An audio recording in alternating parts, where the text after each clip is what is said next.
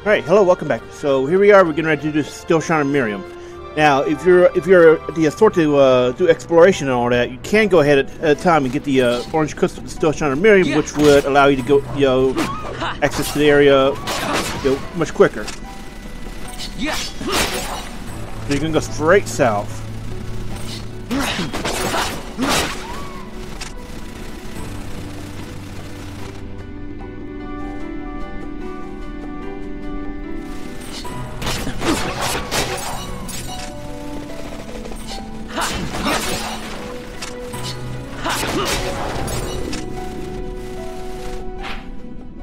And since we have a map, we can see which way we need to go. So here's where it can be a little deceptive. So you see here in the middle, what you need to do is actually go down to the lower right of this, lower left of this map, and then you get on the lower right of the section that actually takes us to the Stilshrine.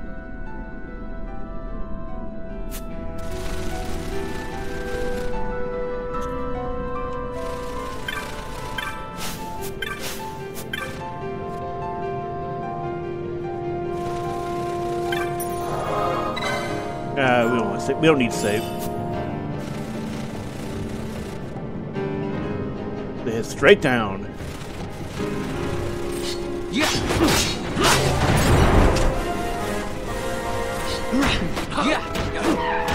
Notice you got some, fight enemies, so we're just gonna run instead of doing that. Also, if you have the Carcatas from trial mode cheesing at the start, this is about the time when they start falling off. As you can see, we're not quite one-shotting anymore.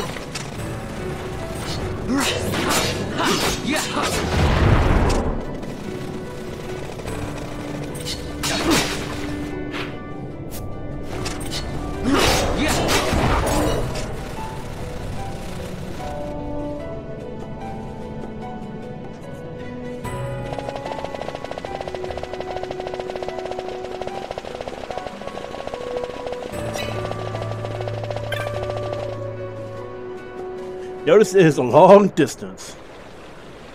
And here is where, the crystal is that I was talking about. So you can come here early to do it. You cannot enter, however, until you've progressed the story enough to talk to Grand Kiltius. Because otherwise they'll be blocking the way and they'll give you different dialogue if you try to enter out there. See? Also, take note of the word Pharaoh. This reappears in tactics in the epilogue sequence of the funeral. So it's kind of interesting because the main faith at that point is the Nabudis faith, which was based on Ajora, who was actually hijacked by the Lucavi, and well, that brings up a lot of questions. Now, notice we cannot get through here right now. See? Yellow door means locked. You may remember this from early on. You have to do a fair bit of backtracking in this one, but it's nowhere near as bad as some other areas. Alright, so what this means is this will not actually work until you equip the Dawn Shard. And I believe it has to be someone in the active party, so here we'll examine it.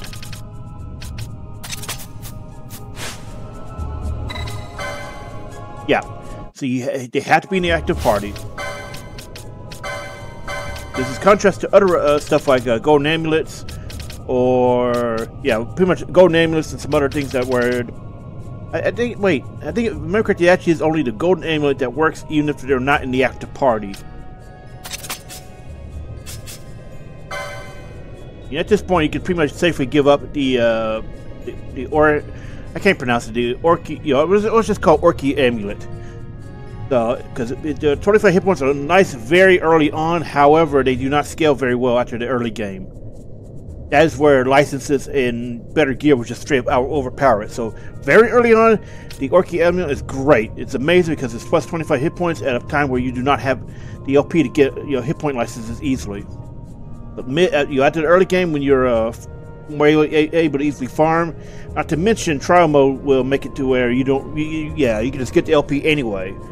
So honestly, I would just say, if you're not doing trial mode cheese, Orky Amulet is great for, the early game. But if you're doing Sharamochis, don't bother, unless you have absolutely no better options.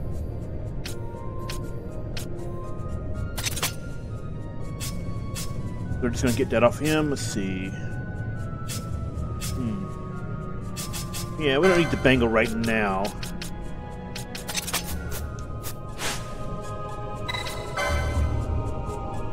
Okay, so that's unusual because it should have actually let us, access it.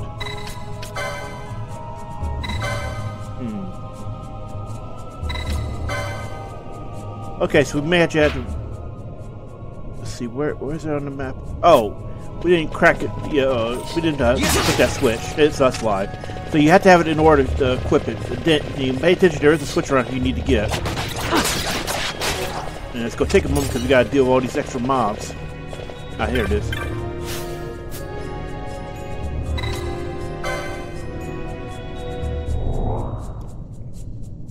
Now, if you remember what I talked about with monographs back in the first, session, this is actually, I think, if you remember correctly, unless you go golem hunting in the Goldmoor jungle and in the Feywood, this would actually be the first, real point you can start farming any constructs like these guys.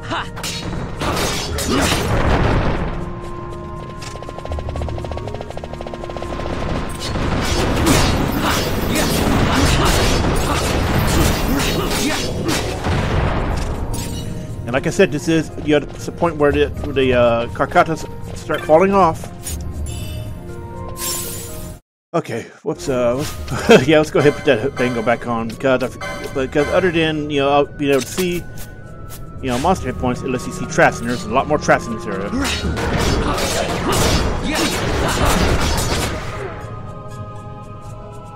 Also, take note of those enemies. They reappear in 14 in the sunken city of Karf. But Karf was, it was Karn, wasn't it? Karf was the Game of Thrones location. But yeah.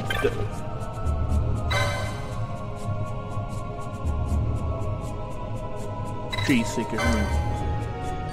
Okay, so we need to come back here when we have access to a certain item. So much like the Tomb of Rayfall, it's a little bit of a maze, but it's nowhere near as annoying, trust me. This was a way better one. It's also nice if you want to farm the constructs, like I said. Let's see, now there was supposed to be a spot. We may have to put the nutsack back on because most of these operate based on whether or not you have something equipped. I just can't remember, is that the Treaty Blade? No, the Treaty Blade I'm pretty sure is what we get later. Yeah, this is sort of King's Oak one. Treaty Blade is also another. Well, okay, when we get to it, I'm going to have to talk about those because they have more than just story significance. There we go. See, so you need to keep that equipped each time. It's going to mirror this one as well. Again, you got to forgive me. It's been a few years since I played this game. Some stuff I'm hazy on, and a lot of stuff I'm not. Mostly the mechanics. Because part of the fun of a Final Fantasy is breaking the game, and 12 is absolutely no exception. Alright, so you notice this area hasn't changed. But it did! Sorry, gotta make a joke. Now, it doesn't matter which path you go down, see?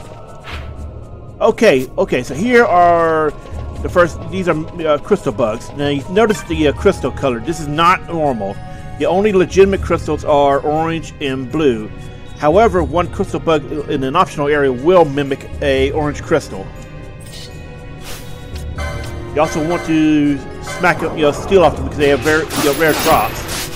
Unfortunately, I can't remember what.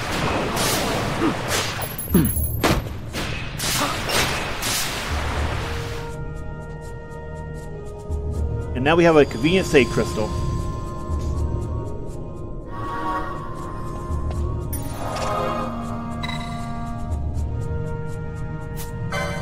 We don't really need to save. Fortunately, save games are not as critical as they were in the original game. It just takes back up there. Okay, so now the reason why I say save games are not as critical, obviously you need to maintain a hard save, but due to autosave, every time you enter a zone, you can, for the most part, control yourself better. shouldn't rely too much on autosaves, however.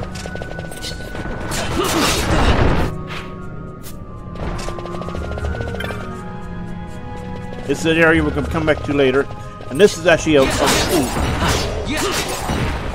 this is actually a monster that it's hard to hit, but Mira's yeah.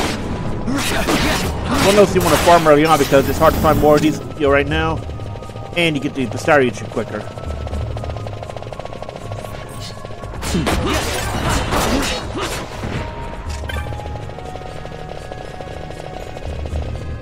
Now let's take a look, see at the map. Okay, this was the direction we need to go. Now we need to move more of this stuff first, which means we gotta get back to the first area.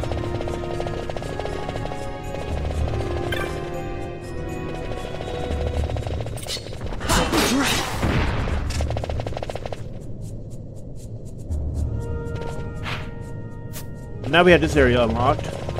We need to get back up.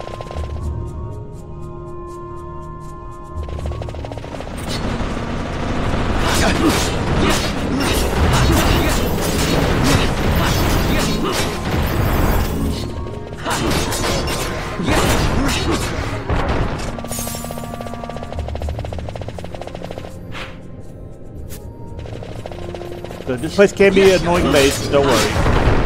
You know, there's always a way out. I just gotta remember which way it is.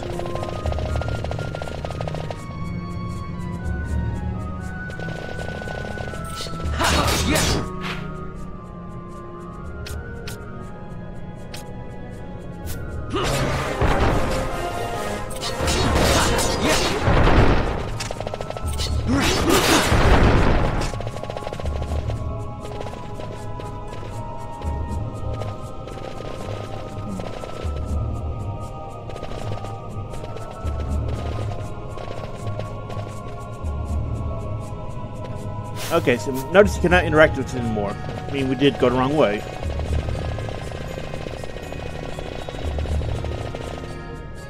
So this can be, again, a maze, but I don't think it's anywhere near as bad as, you know, Greatfall was. That was just annoying. And there are worse mazes later in the game.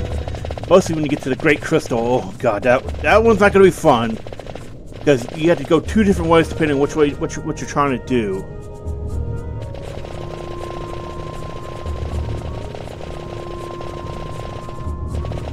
And you can get in a weird loop like this.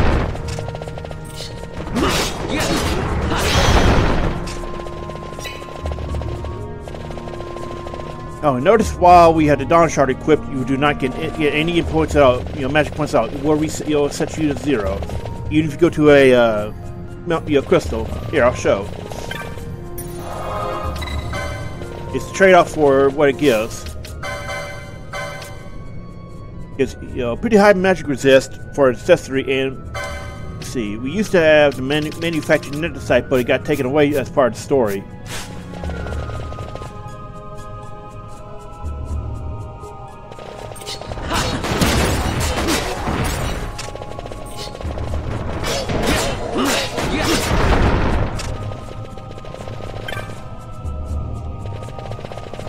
We gotta find a switch.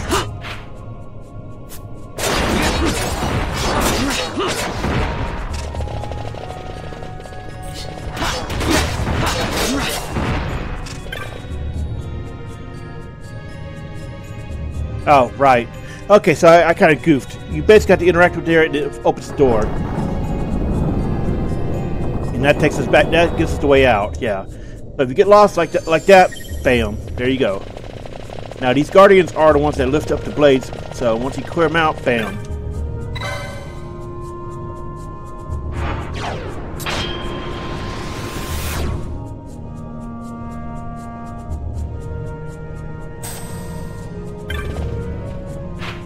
Notice we're back at the start.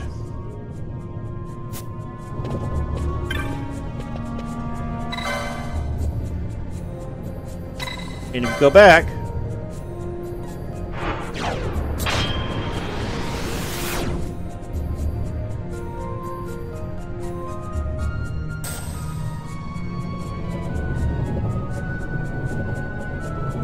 the handy shortcut back to that area when you clear out the other bosses. Anyway, now that we've got that done, we're going to head back up.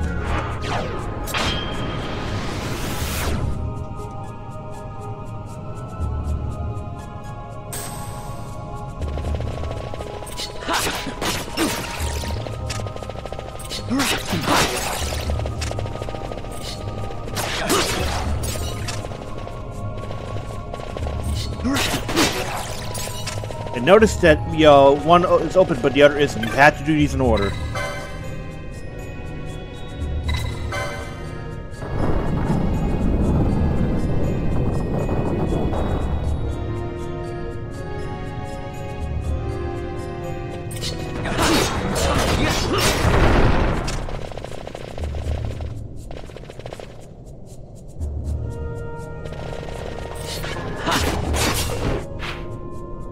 Make sure to keep checking the map so you know where you're at.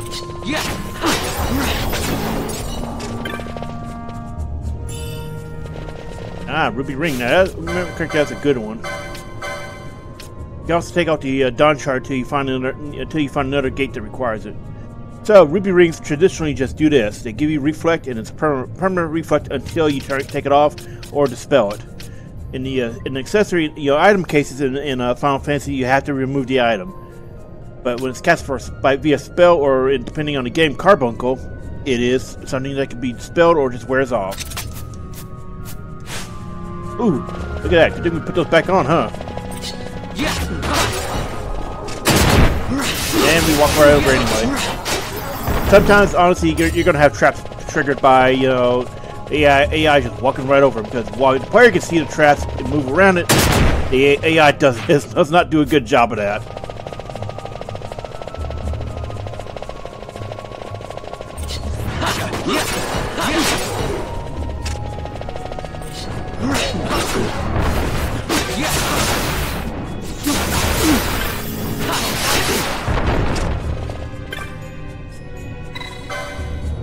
Now, this is one that you need to be paying attention to because it requires you to line them up correctly. Basically, you need to look at here and then see which way is which. Now, keep in mind, you have to look at this. The map will tell you everything you need to know. You look at the arrow, and then turn it. Make sure it's turning towards the blade.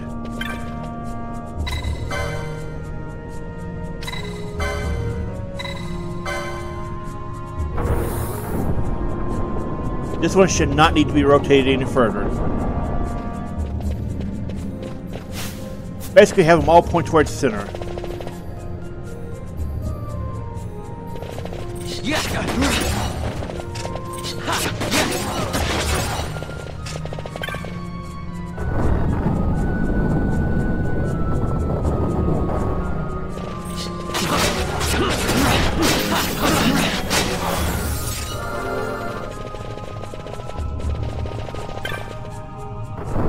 Also notice that these guys are throwing down poison, so this is actually good to test your gambits if you're setting them up correctly, because you're going to be dealing with a fair bit of stat effects and you're mostly poison. Poison can be a little bit annoying.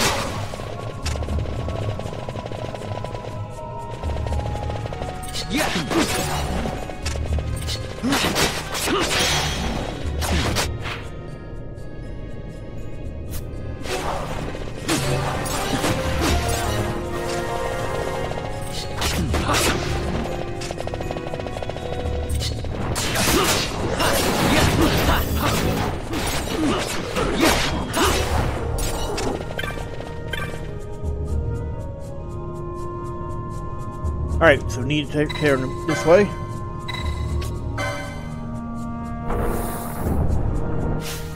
Remember, it does it one direction each time you twist. So, when Morin, he'll be facing the right way. Remember, you can only put them in cardinal directions. You cannot put them in, intra-cardinals.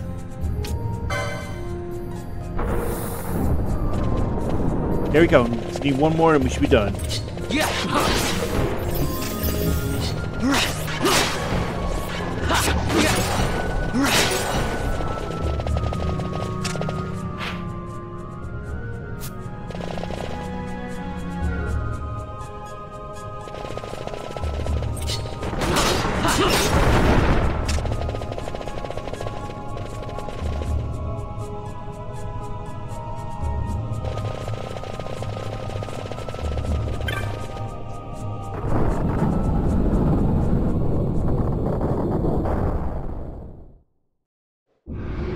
And here we got boss fight, which is required in order to do this.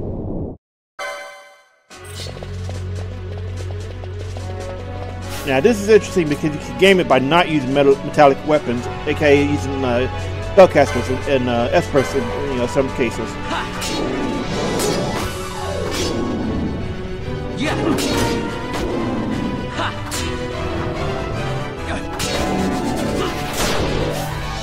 Now, I don't actually remember what it means by metallic. I think it just means you get a slow put on you or something.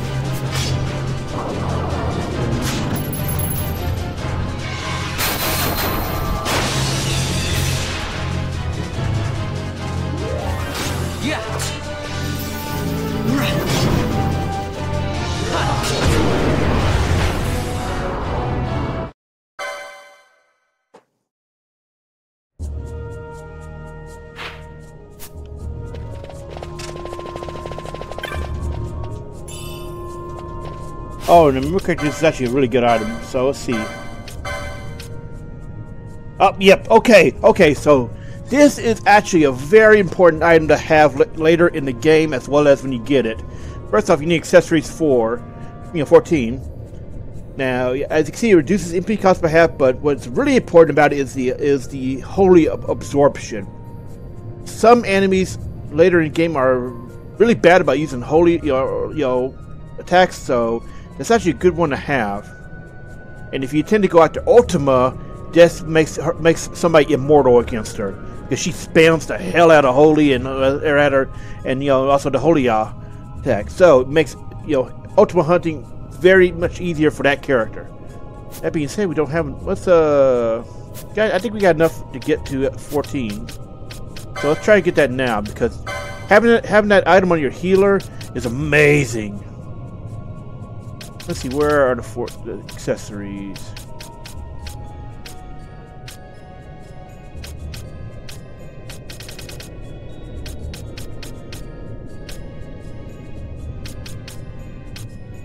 Wait, that's 13, 11. Where's 14?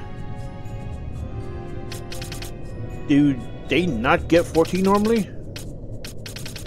I know I'm looking at the white mage board, but they should have access to that, right? Up there, it's over here. I don't know why they split them up like that. That's something that's always confused me. Anyway, we can put that on Balthier, and now he's got a very good item for a good chunk of the game because he is our healer.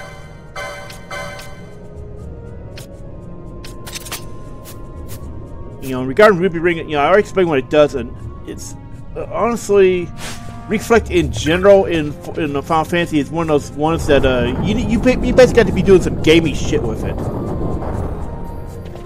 Like doing Reflect X2 cheese, like back in Final Fantasy IX, where you bounce off the spells onto. Oh, make sure to grab the urn, by the way.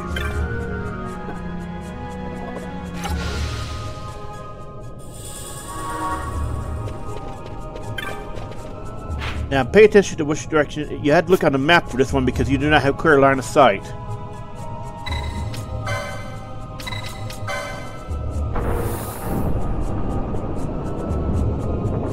Anyway, as I say, Reflect, Reflect is basically you want to do it to do cheesy stuff or to screw over a boss.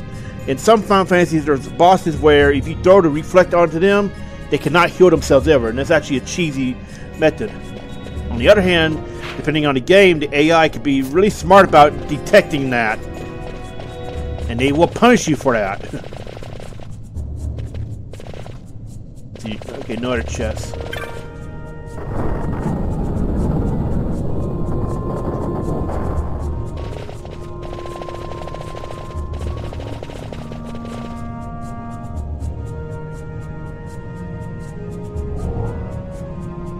Notice the statues are now animated.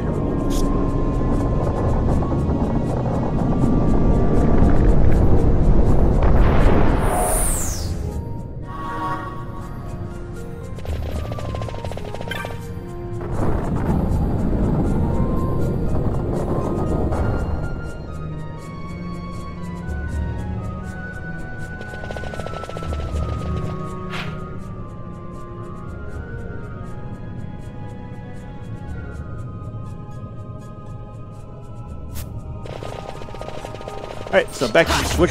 Yeah, we could move. Takes us back down there, and we are towards the end of the area.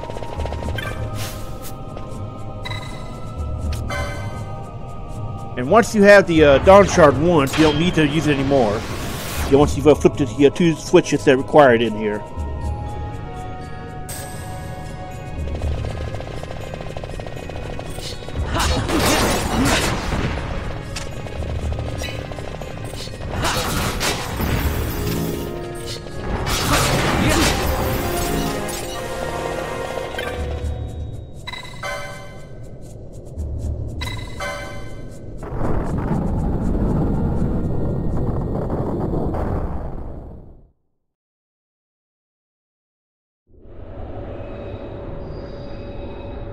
I'm gonna let the cutscene go here because this is Mateus. He reappears as the first boss in the Evil East raids.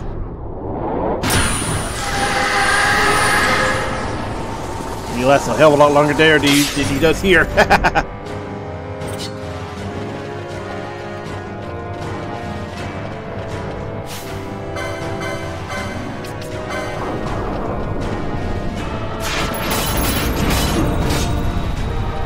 Try to steal from the Espers if you can. If you can't, it's okay.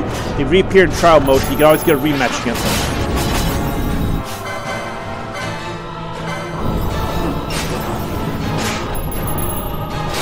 Oh, nice, got the gem. So the gem is actually required for bazaar crafting. They all the Espers have their Zodiac signs gem.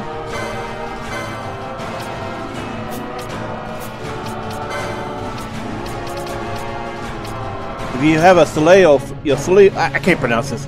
Super Fire Fang. You got one, somebody that does a lot of fire damage. Use it on him. He is an Ice Vesper. That's odd. Did he just straight? Oh, he's got Reflect. Ah. So you want to dispel him if you have a dispel mode, which we do. See what I was talking about a few minutes ago with the Reflect? Yeah.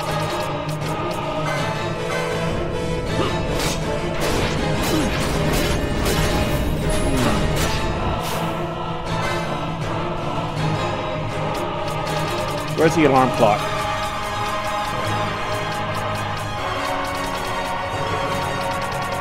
Hey, we may have forgotten to get some. But if you have a remedy or something, that's sufficiently leveled up in terms of you have licenses for it, that works too.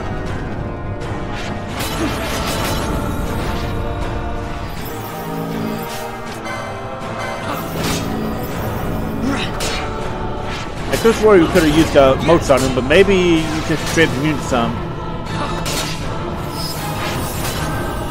So I'm seeing a lot of immunes going off. I'm not sure what's causing it. Oh, and I forgot to talk about this with Belias, but what you're seeing here is their yaw attack. And I'll go into that when we get done with this fight.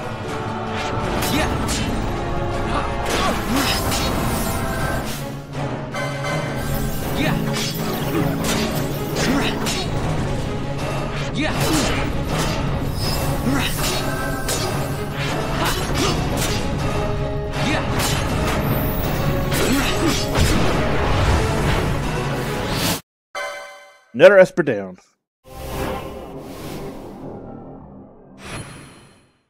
So let me pause this so I can fix this now. Again, I thought I fixed this, so I'm so sorry. It's a problem I haven't been able to solve where the game just auto resets the sound level settings in Windows, and it's only this game that does this. So I haven't figured out why yet. It just keeps resetting it every time. Anyway, now the yaw spells. So originally in Final Fantasy up to, I want to say, let's see, it was around Final Fantasy VIII where they tried to put a new system in, but then they switched it back to a different one for 9, and then they went back to the new system in 10. So spells were leveled by level. Well, sorry, let me start that one over. Spells were numbered in terms of intensity. So you had Cure 1, Cure 2, Cure 3, and Cure 4. That was the original one. Now, I know I talked about this a little bit, with explaining the spell types, what the affixes meant. So here, Cure 1 is Cure. Then you have Cura, which is Cure 2, Curaga, which is Cure 3, and then Curaja, which is 4. Now, in this game, they operate a little bit different. The healing spells are going to be, the Ra and Ja are, Cure 2 and Q4, Cure 4, those are multi-target, with the single target ones being the other ones. Now, damage-wise, it's a little bit different in the sense that only the Espers are using the Ya versions of their element. And this is what I was actually getting at with Ultima a few minutes ago. Talk about her and how she uses Holy Ya. Now, at least once per fight, usually just once per fight, because you should be able to DPS them down before they do that.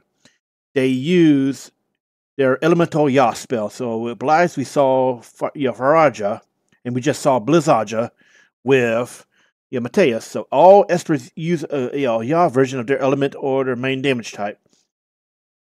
And not every Esper has an element like Chaos. I don't remember what his Ya type was, but Zeromus will use Gravija. And this what's interesting about that is that in the Evil East raids, the Espers that return from here actually have their Ya attacks as a special move. Usually it's the big DPS check of that fight. Like Mateus will use it, will have it as part of the DPS check if he manages to, complete his charge time without, being brought down to a certain amount of hit points or his mechanics being completed. He will pop it and he'll smack the crap out of everybody. What's also interesting is in 14, it's actually not called Ja. It's they've switched back to the 1, 2, 3 format. So those Jaws are actually 4s. Oh, and something I forgot to talk about the Espers in 12 is not every single one of them in this game returned their. I thought it was strange for various reasons why Zeromus never showed up, even though he was one of the optionals. Turns out, patch 6.5, we got Final Fantasy IV Zeromus instead. Anyway, so we're going to continue on.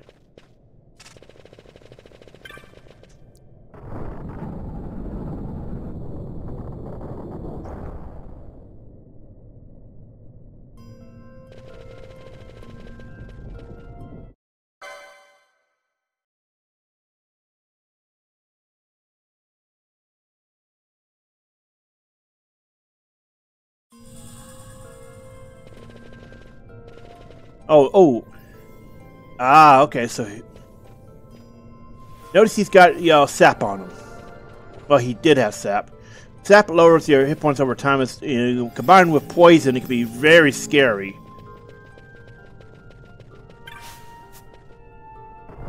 And some mid and late game enemies are really fond of the poison and sap combo, so be careful about that. It's generally in your best interest to get rid of sap ASAP.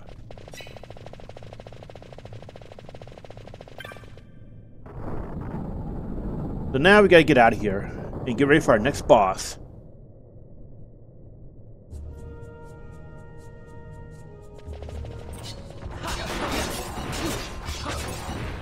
So for now, your business in the Stilshrine is concluded, so you just want to head straight out. We're gonna run so we can get out of here.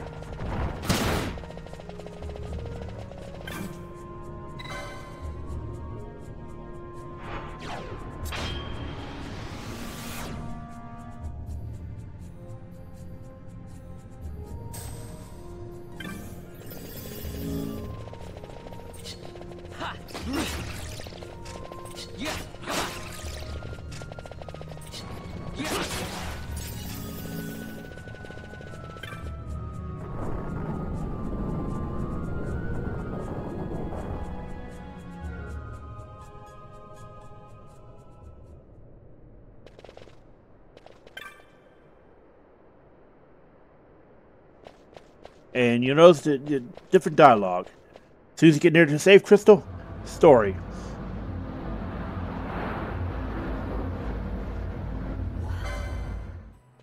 And you notice there's smoke now coming from Mount Baromeses. You can walk back for dramatic reasons or just teleport. And you notice if you try to teleport to the same spot, yeah, that's just me misclicking.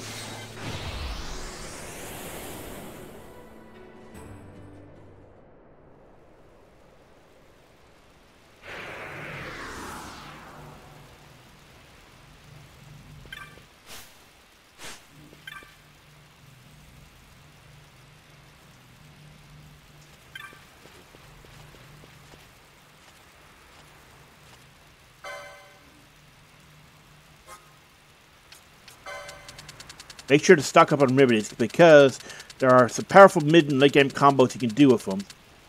Oh, we should not. We don't have enough. You know, we're not really that rich right now, so we can't spend. Okay.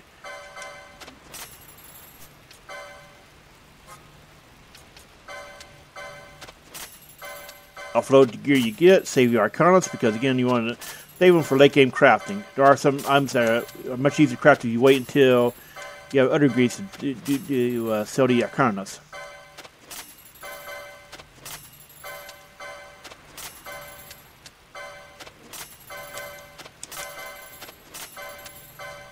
And you most likely have a lot of stuff, especially if you spent a while in the Stilshrine to level up.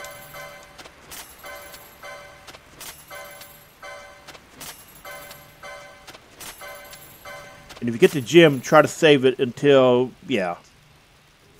Oh, that's mine. Let's see what we got. You know, acquire remotes. Another high potion pack. Very nice. And here we got oil bombs and a tumulus.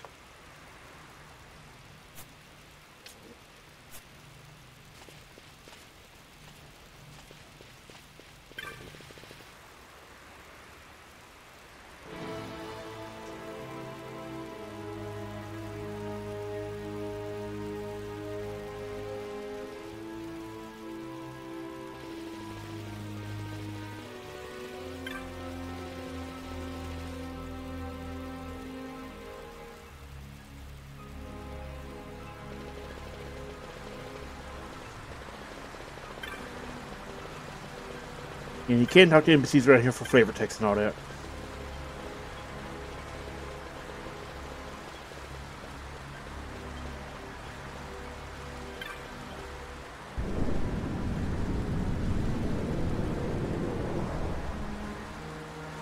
Now, Bergan is a bit of a tough fight if you're not properly prepared. So basically, be ready with a good healing macros, gambits, and just, you know, take it straight to them. You can summon Espers if you need them.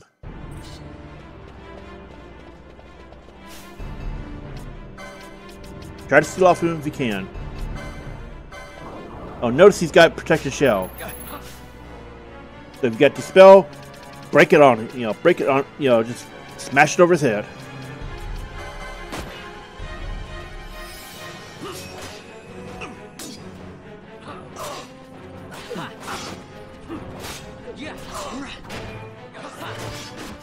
You may consider using warp motes or some AoE damage, you know, motes to get rid of his buddies.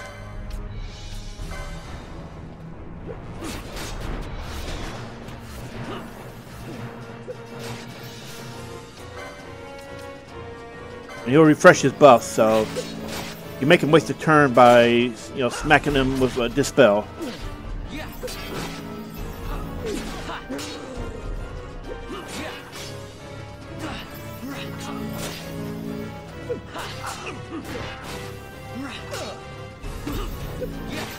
Notice he hits hard.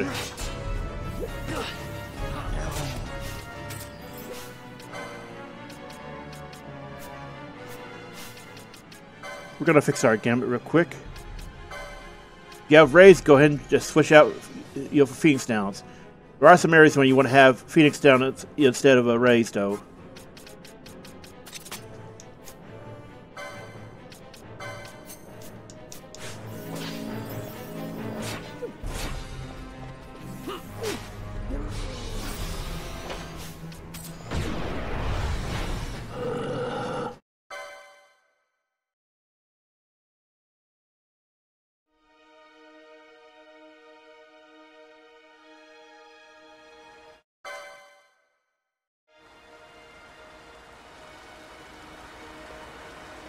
So let's hit a crystal.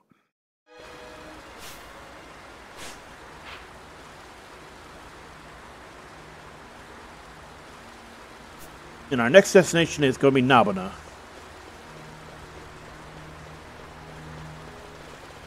Okay, well, by the way, before I forget, at this point you can actually go and get Zeromus. You have to talk to one of the NPCs around here.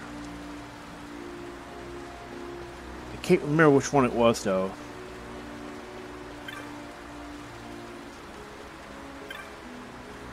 Yeah. There it is. Condemner. But remember, Kurt, you just go back to the, back to the teleport. And honestly, we're going to do the Zeromus fight. While we do, these guides are more about focusing on the main narrative. This is actually a very easy fight to get to right now, and it unlocks, some useful licenses, as you may recall. And if anything else, it gives you a leg up because it means you have an extra expert to summon if you're having trouble with the mid game.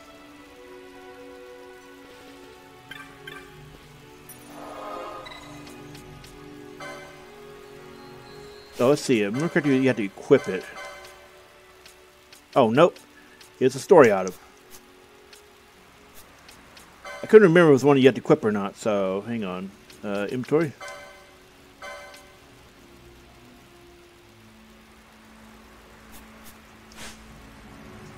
So it should just be the first area with the where we had to equip the Dawn Shard.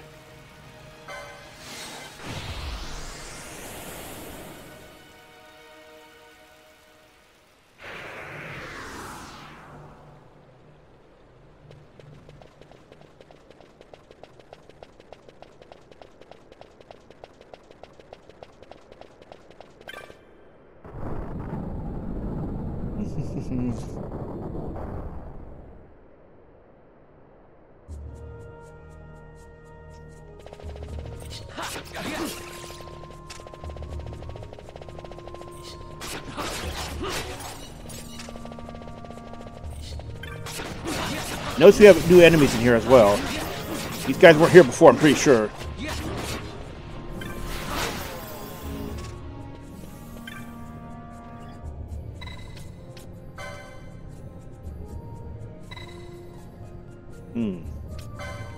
That wasn't the right one, I guess.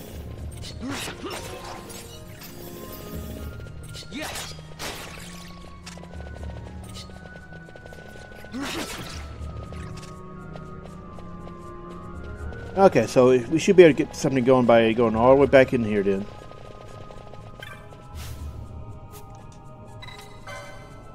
There it is. So you come here and you use the Stone Condemner. If you do not use it, then it's just going to take you back to the original areas. But this is where you go in order to get to the boss area with Zeromus.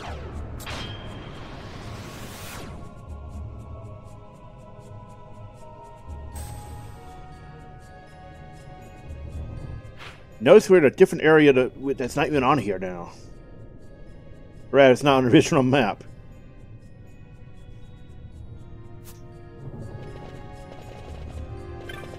This gives you a chance to go back if Zeromus is too much for you. I'm gonna look at his cutscene because he's kind of badass, just hanging up there, and then just says, "Ah, no, it's go time, boys." So again, this is an optional fight, but it's actually one I would recommend doing because you're right in the position where it's at. You don't have to do much other than just go back. And bear in mind, he uses gravity, so he's going to hurt you if you're not prepared too well. Oh, and this is what I was talking about. You might want to consider switching your healing gambits to item-based, because he disables your magic.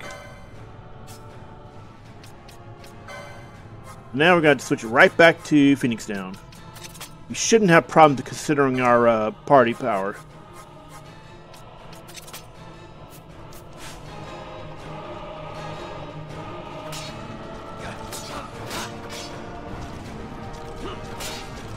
And this is actually a great time to switch your second Carcata user in if you have more than one. Or to have the entire party be Carcata users. But we need to break the aggro.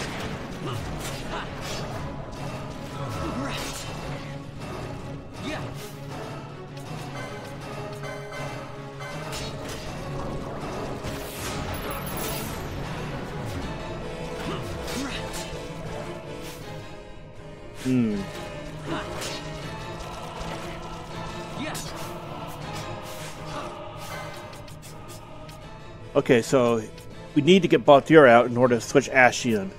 We may have to wait till he's dead. There we go. Unfortunately, I know.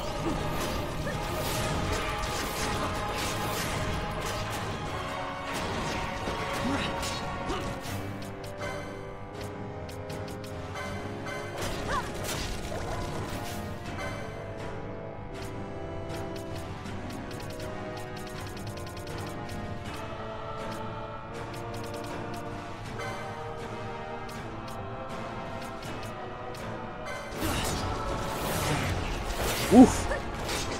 But notice he does a lot of damage.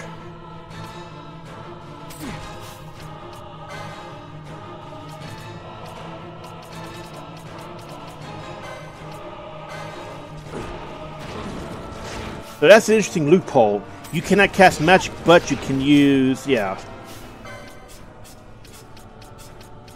I might have to reset this one. It is actually rough to do it early on if you're not, if you don't have your stuff set up correctly to avoid magic problems. And you notice these Dark Lords are going to keep respawning. They're actually a pain in the ass here because they're strong. They're probably going to be the strongest skeletons you fought at this point. So let's just go back and use autosave.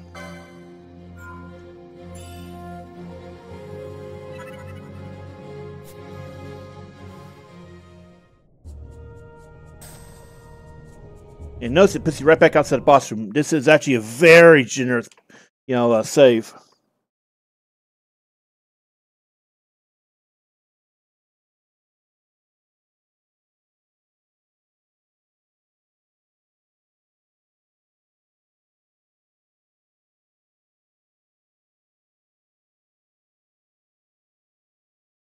Alright, so I need some water.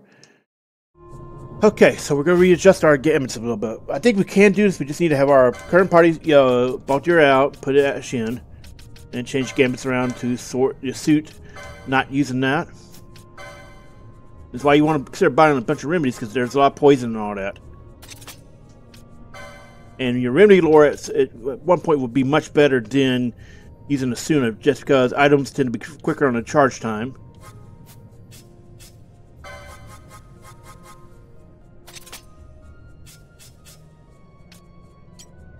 We're just going to get rid of this. There was a way to... There we go. You use the select button on a 360 pad to quickly delete a gambit.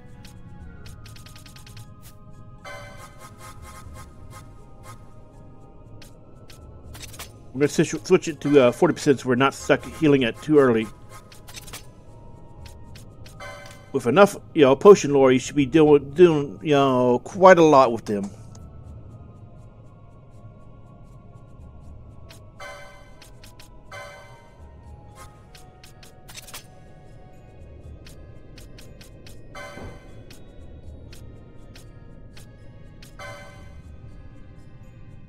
Be a little bit cheeky here by waiting for the undead spawn and just have since we got so many Phoenix Downs.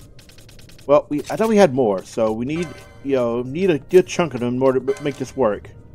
You can have Ash taking care of that.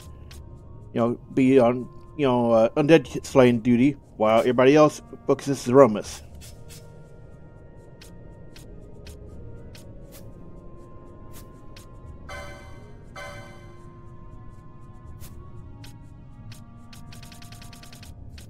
And if you're struggling, you can consider summoning Belias. Which reminds me, we need to go ahead and put down on her because story-wise, she would be the one to summon Belias. Because you do need Belias in order to you need to have Belias unlocked and summonable in order to progress the game. Now, where was his license?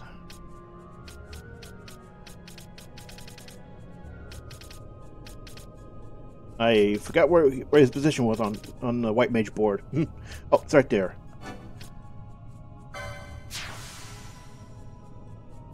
Now, interestingly enough, back in the original 12, there was actually little statues of them, of the Esperes as he summoned them. We don't need that. We do need to look at, see and make sure she got her remedies and potion lores trained up.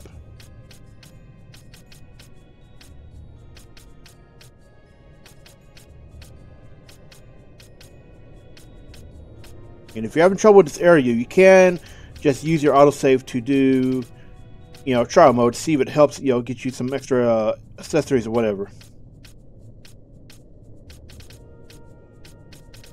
Now let's see, what was I looking for again? You can consider giving her quickenings as well, because quickenings will actually do a lot of damage here. And I think we're going to actually try that instead.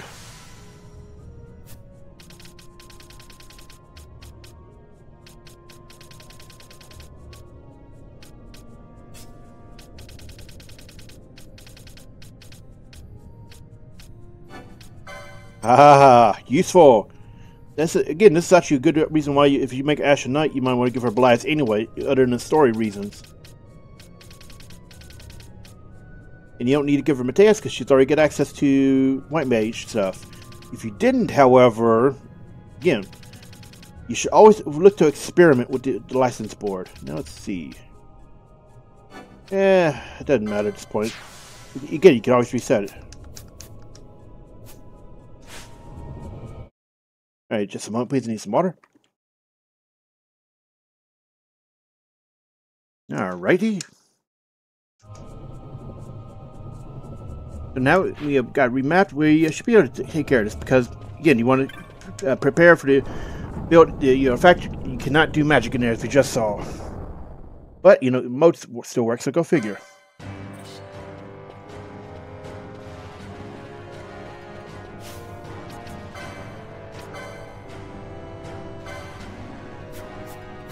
You may want to consider waiting until he's started spawning some in order to clear them out, because quickenings by nature are, AoE. Also, damn, his auto attacks hit hard. How about some of this?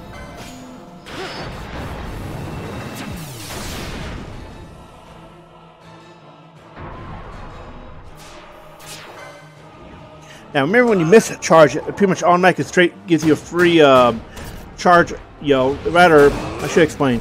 When you miss the charge, it will automatically give you an ability right away. It can be random if it's level 1, 2, or 3. Got a surprise for you.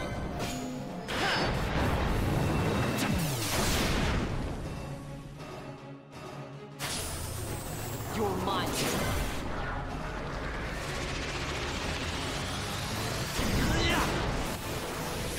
Remember correctly, it's usually better to open up with level 3s, but again, I usually didn't, had to do quickenings much in, with my builds. I've got you.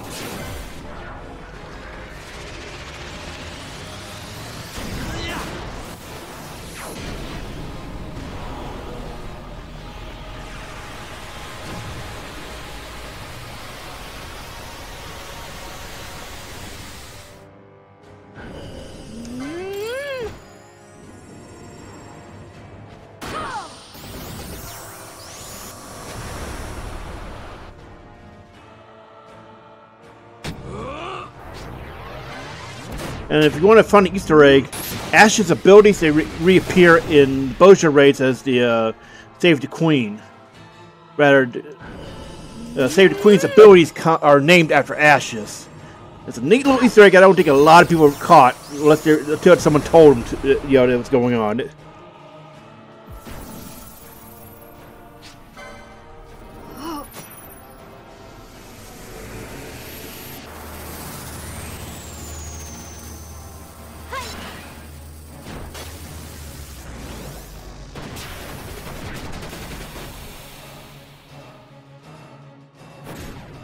Got a surprise for you.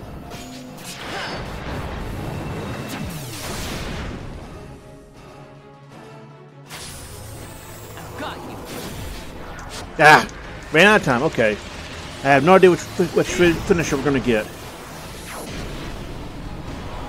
But Zeromus is a great candidate for using quickenings on and doing your best you can for a strong finisher.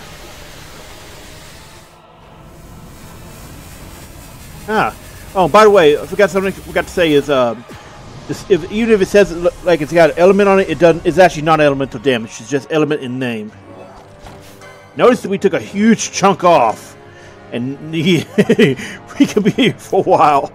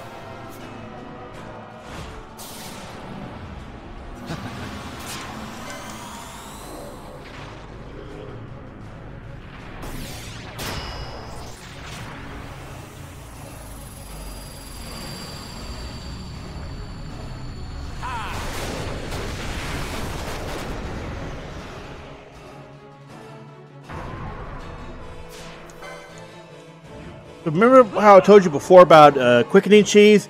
This is exactly what I meant. To refresh bosses by having someone who doesn't have a, someone who didn't use theirs yet.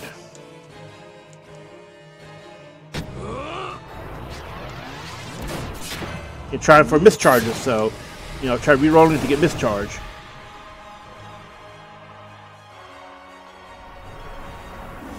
Let me show you how it's done.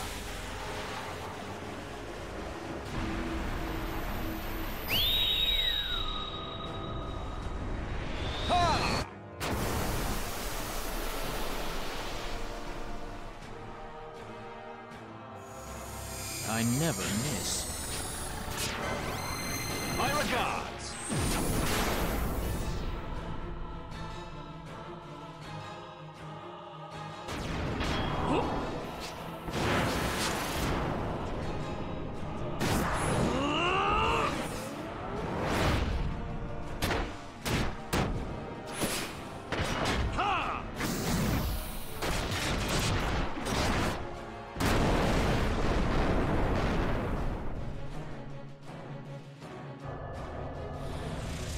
Okay, Arc Blast, nice.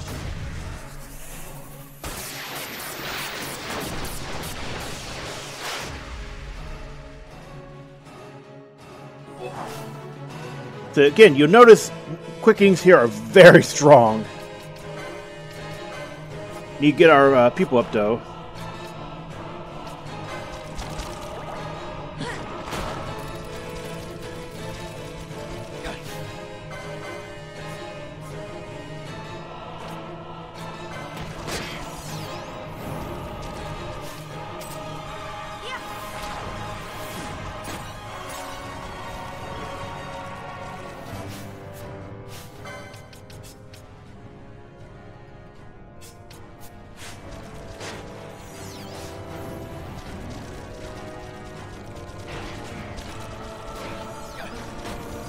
So this is actually something that can happen very quickly if you're not careful.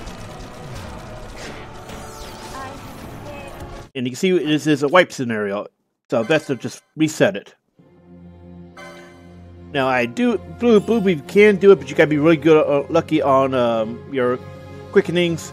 Well, it's not getting overwhelmed. The Dark Lords are much more of a hassle than Zeromus actually is, despite what he was doing, because you can out heal him eventually.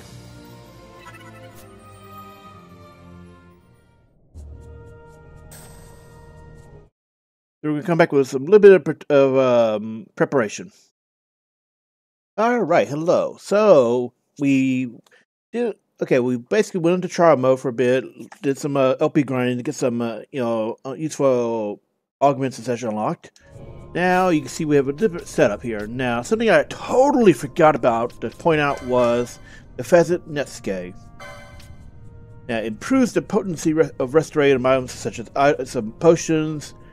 And I believe this actually applies to Phoenix Town, so you could actually one-shot some of the annoying undead enemies. We also equipped gear, and we're dodging the sword of the kings. It's annoying. You might want to just put it on somebody you don't ever tend to use, just so it stops showing up and optimized.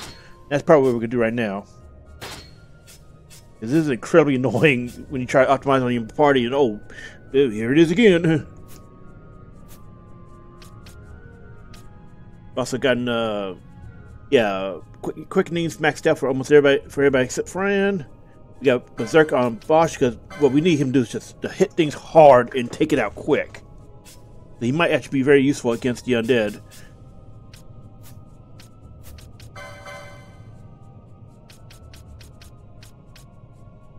I'm debating whether or not we should put in a anti-undead Phoenix down, because we went and bought some more as well as maxed out our potions. Now, the Pheasant Netscape and Shikari's Potion Lore 1, 2, 3, this does mean you get access to 1200 hit point restore high potions, which may actually make a huge difference here. And Pheasant Netscape is recommended for early Zeromus, as well as quickening abuse. So we're going to try that strategy instead.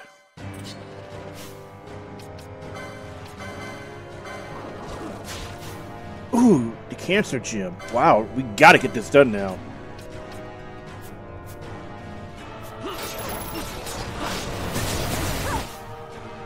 Notice we're healing good chunks of our life bar.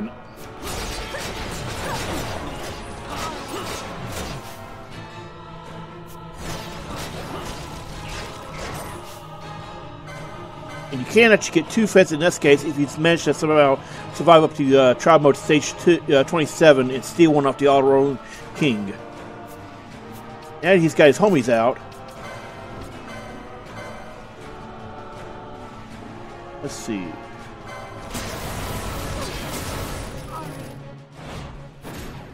How about some of this? Okay, so Bosch has stopped, which means we're gonna have to do quickening cheese. Gotta get rid of the Dark Lords in order to do this. You're mine.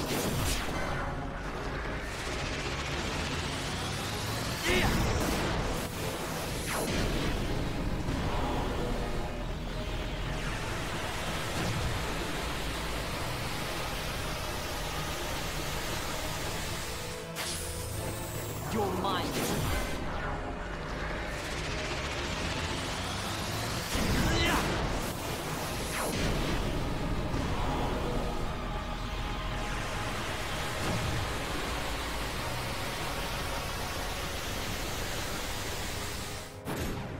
How about some of this?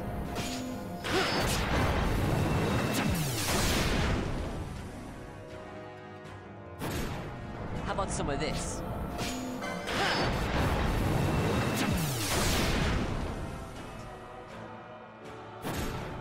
Got a surprise for you.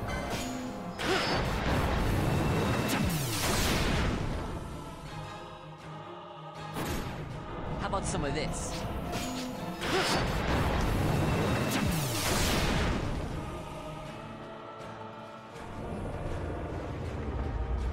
Torrent by ourselves, nice.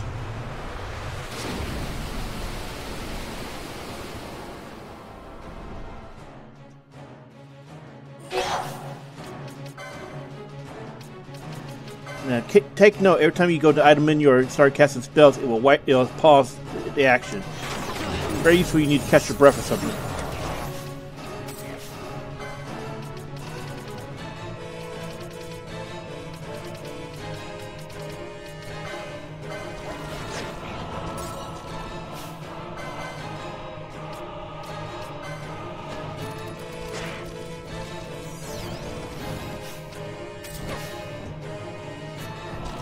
And since he's Berserk, he's not going to be much good with that.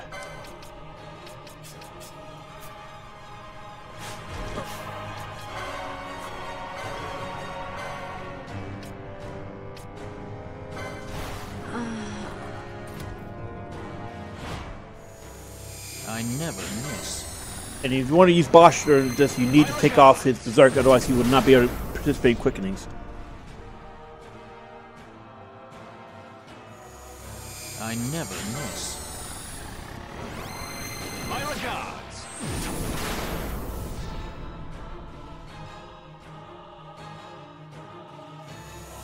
Please. My regards. Ah, you get it. Okay. Unfortunate.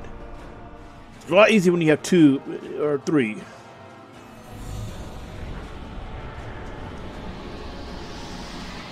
Basically, you want to use quickenings to keep the Dark Lords under control until you have Excalibur, and you wait to do this much later on. See, they almost got wiped out by a low level one.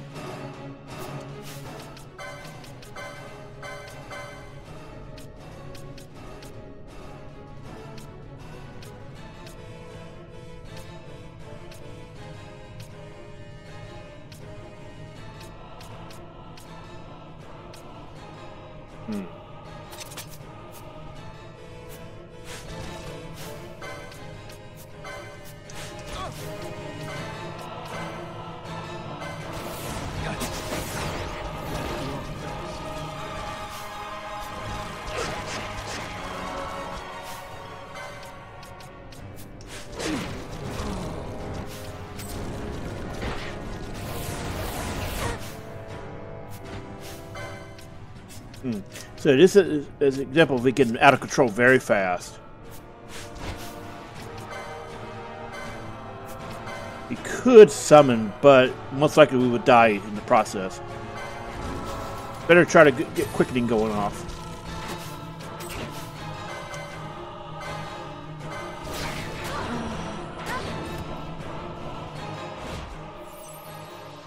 Here goes.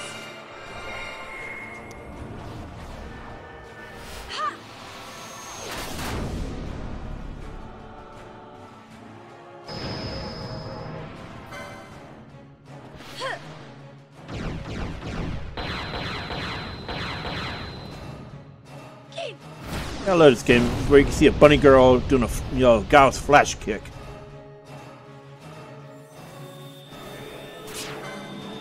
No holding back.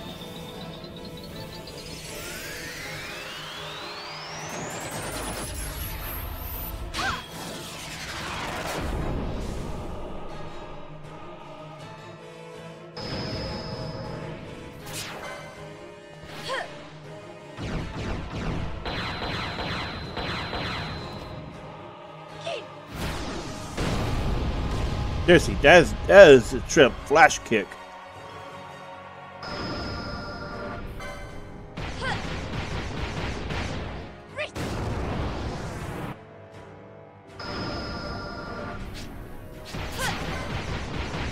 Abusing quickenings like this is a really good way to deal with Zeromus, because you need to keep, to add the extra mobs. Those are the bigger threat that he actually is. He can relatively deal with his auto attacks and such. It's just lots of undead being very annoying.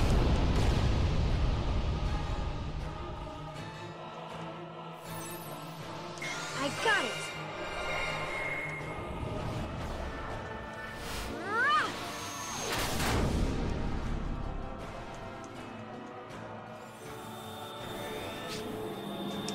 No holding back.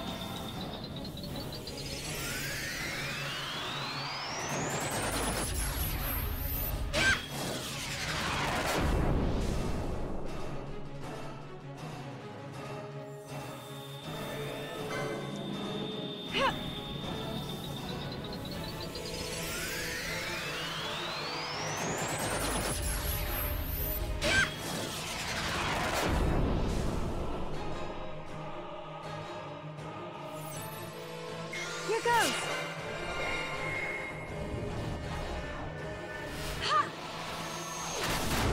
I should get some serious damage in him on him on this one. Woo. We've gotten a lot of level 1 and 2, so we'll probably get one of the level 2 finishers. I don't think we've managed to get any level 3 quickenings off from Pinello. I got it.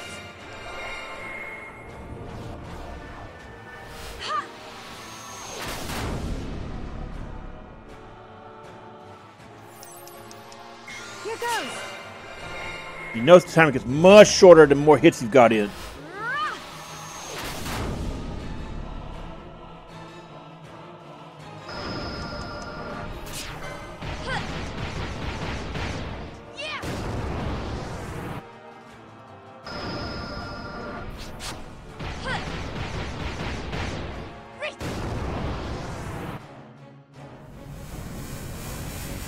Wind burst, okay.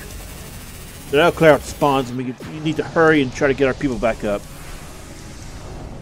Prioritize Vaughn with this because he's got the potion wars. Knows he got Zeromus down very, he's getting close to death.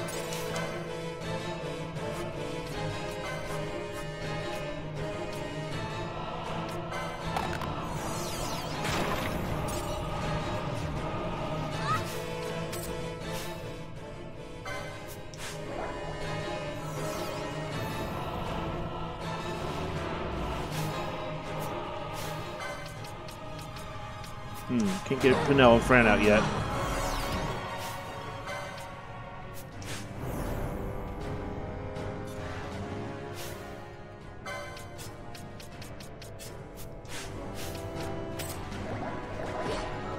The ammo she's restoring it. It's so nice, isn't it?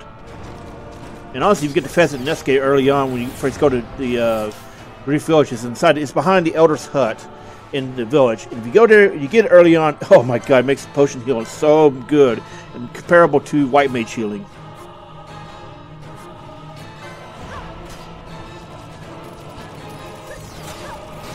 Oh, they're immune, so that's good to know. I kind of forgot about that.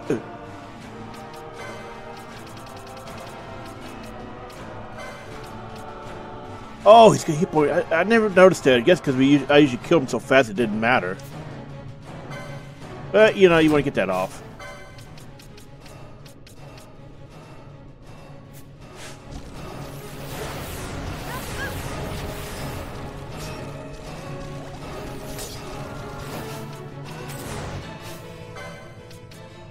Hmm.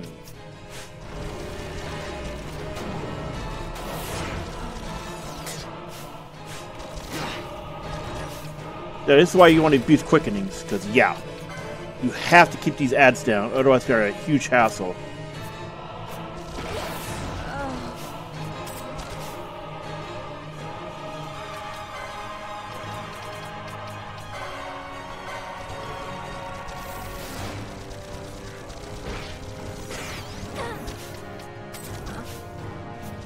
Trying to get her out, get some of my tankier in, yeah.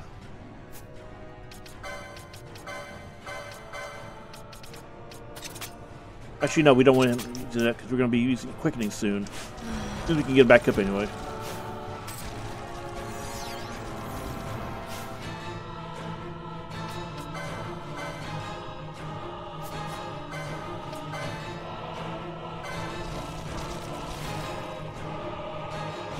Cool, we got it off. So, quickening cheese is one of the best ways to deal with Zeromus early on. See, it is working, we're just having trouble with the ads. Again, the ads are the bigger threat here. If they're not there, then they're not so big a problem.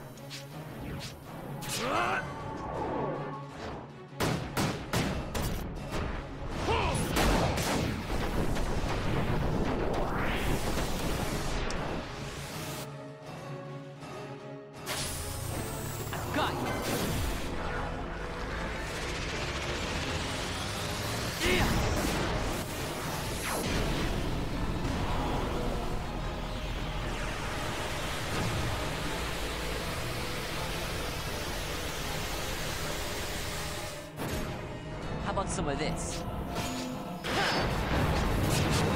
Oh, damn, we got the charge up too. As long as you get a finisher, it helps.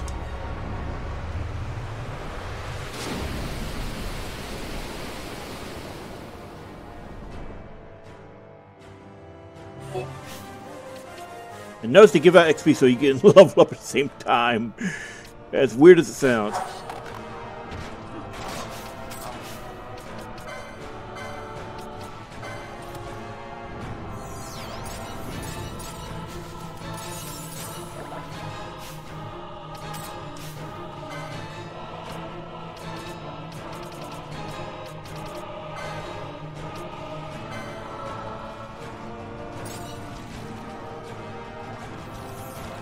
He's got some more homies coming in, so be fast. There is another thing we can do, I believe, that we can't pull it off this time. And I'll explain, our next pull.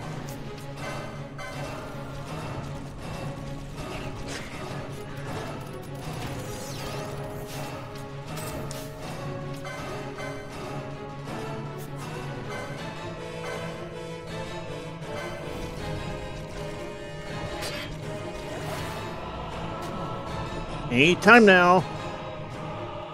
There we go. I must endure.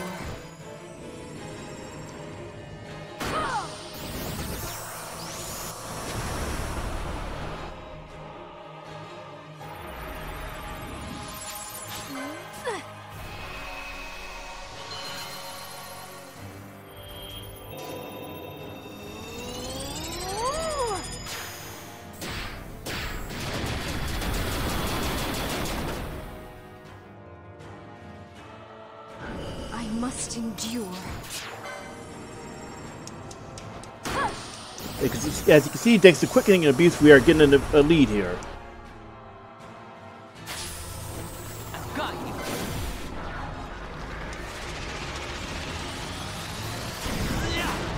you. And by far, this is going to be the most challenging fight you have at this point in the game if you try to do it early without preparation.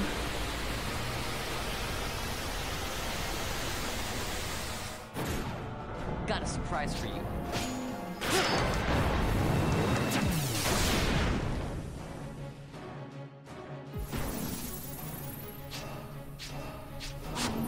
Yeah, ran out of time. Okay. Unfortunate.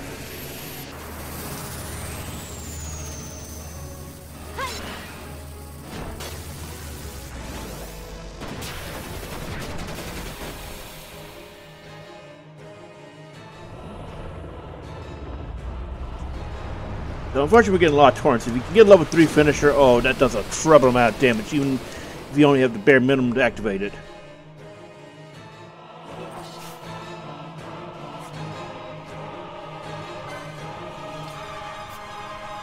Let's see.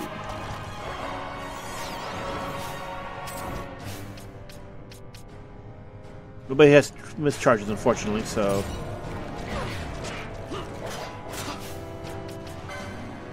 If I remember correctly, it used to be possible to charge via... Let's see.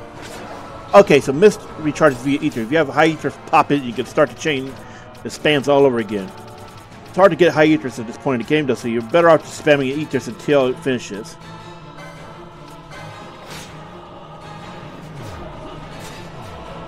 Oh, wait.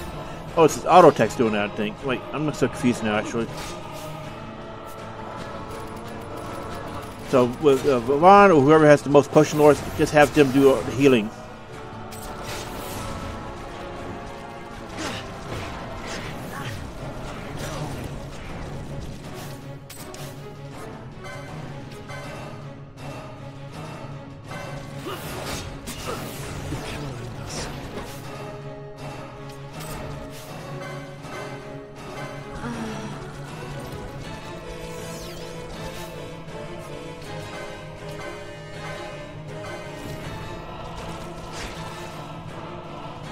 So here we go again, hoping for mischarges. Ooh, we got level 3s. Alright, let's do that. Gotta get Von's charging going too.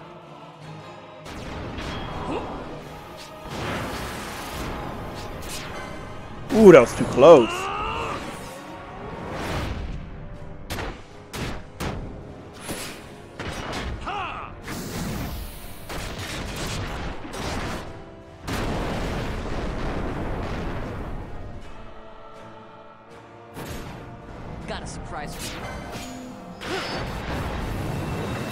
So as long as you get at least 2 of each level, you can get a really strong level 3 finisher. How about some of this? If you can get 4 or more of each level, then you get the black hole, which is by far the strongest one. Got a surprise for you. It's usually the one that's hardest to get just because of the RNG and hoping you can get those. Got a surprise for you.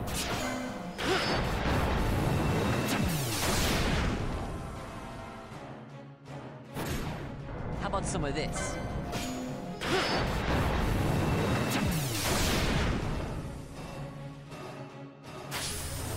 I've got you.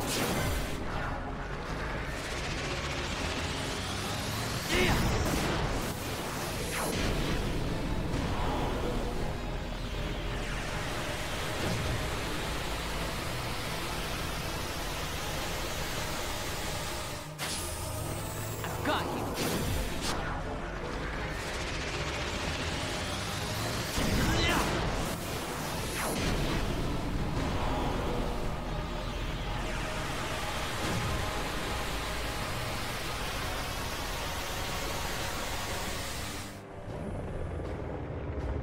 Alright, unfortunately we got torn again. Shame.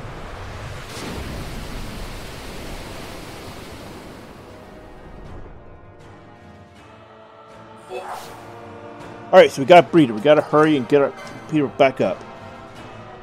Probably actually go with a high potion.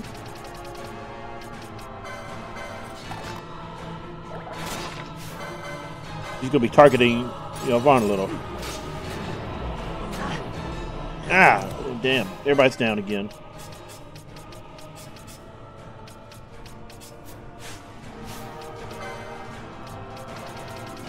So in situations like this, their main role is just get everybody back up.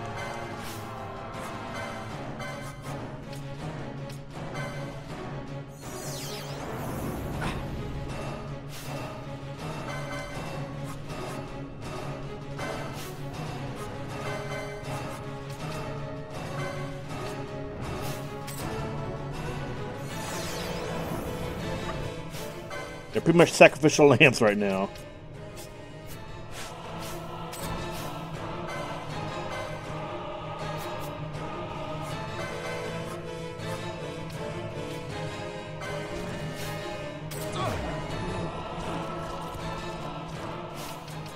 And we're just going to put the Berserker braces back on because we depleted all of the mist charges. You can just auto-attack like crazy while we're trying to get everybody else back up. Notice he almost two-taps those Berserk, those lords, see? But we can't use, Phoenix after one-shot them, so we got to deal with their crap.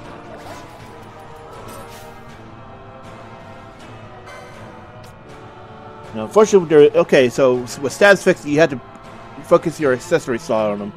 You cannot, just make them immune to stop or slow and then have them go crazy. You have to pick and choose. So we had to use Chronos Tears on this one.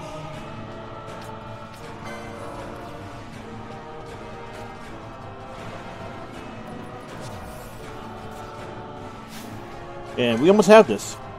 This is basically a skill check, so to speak. And it's a skill and build check. You probably can, thanks to remapping, be able to make a build that just straight kills them quickly, even at low levels. But this is the more cautious one.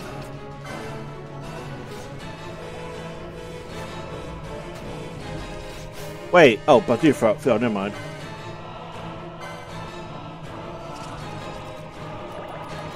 Wait, oh, gotta hit him.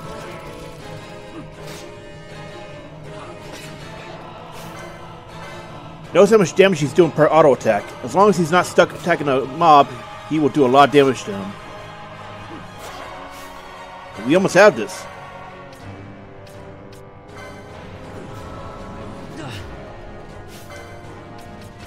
Gotta be careful about that too. You can also put Bravery on him to make this even funnier. But that requires you to go deep into trial mode. You need to at least level 20. It's not level 20, stage 20.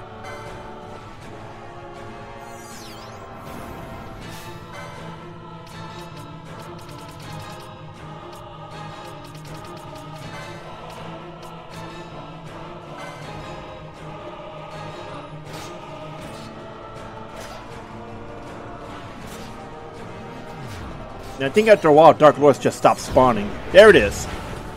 But we got Zeromus early. It's a very difficult fight. You should not try to do it without proper preparation. You can use stuff like bubble emotes if you got them, as well as Pheasant Nestgate. Pheasant Nestgate is what makes this work. You need it because you need those huge heals. And we need to take that mirror marrow off. I kind of just hit the optimization button. So just take it off temporarily so you can heal up.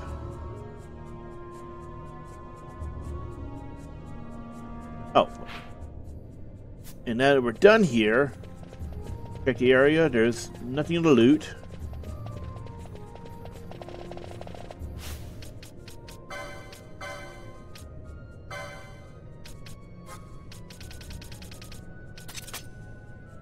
Oh, wrong one.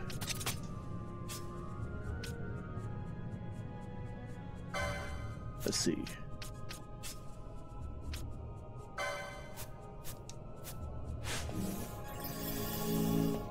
There we go.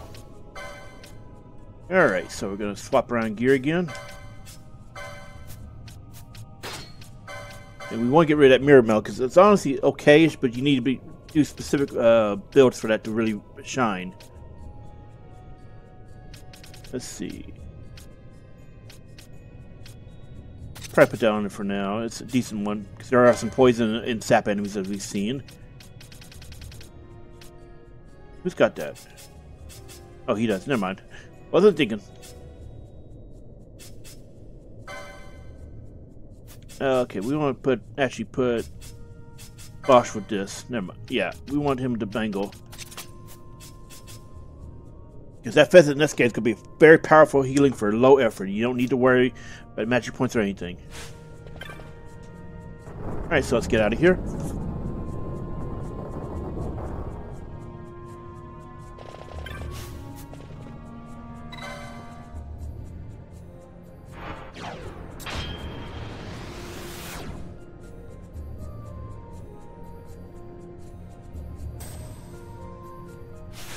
Let's get Zeromus off our board. Rather, yeah.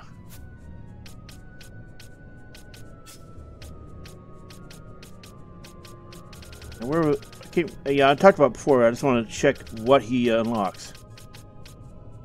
Also, by the way, Shikari, if you're going to take a pheasant in this case, Shikari is probably one of the best users of it, because you can see, you know, remedy lore as well as all 3 potion lores.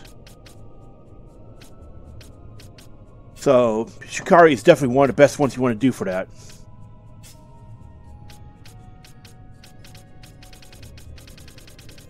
And when you get a new Esper, even if you don't unlock them, they will add new stuff to your board. You know, they'll add stuff there that was hidden before. Same with the Gambits early on. Gambits will remain hidden until you've reached the story step, even if you're in a position to actually unlock them.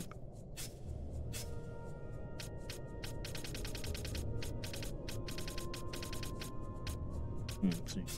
Night.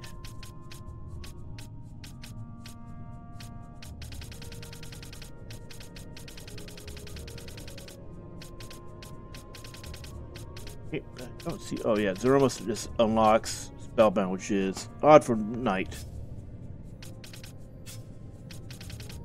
What does White Mage get again? Not much, apparently. We already got that from night. Okay.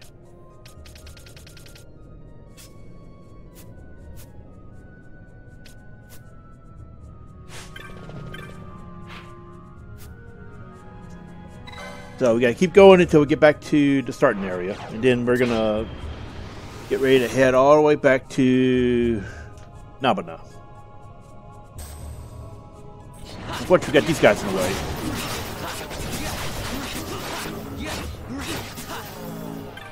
As soon as we can, we're gonna get rid of, the mirror mill, because again, it's nice, but you need to have certain, strategy set up for it. You can just hear it ricocheting all over the place.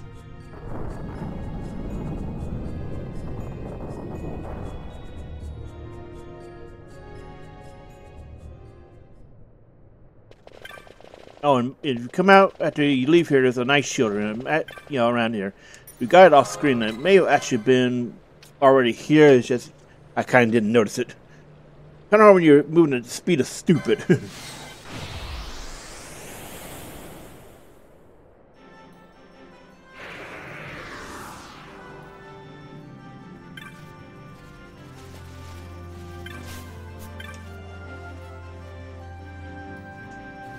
If you try to leave here early, like at the start, as soon as you can unlock the gate crystal, there'll be a, chocobo there with an Imperial blocking off access.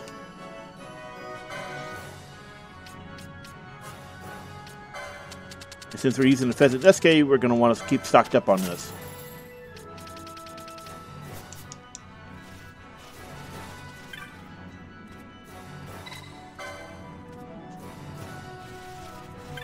So we're going to make sure we have a hard save.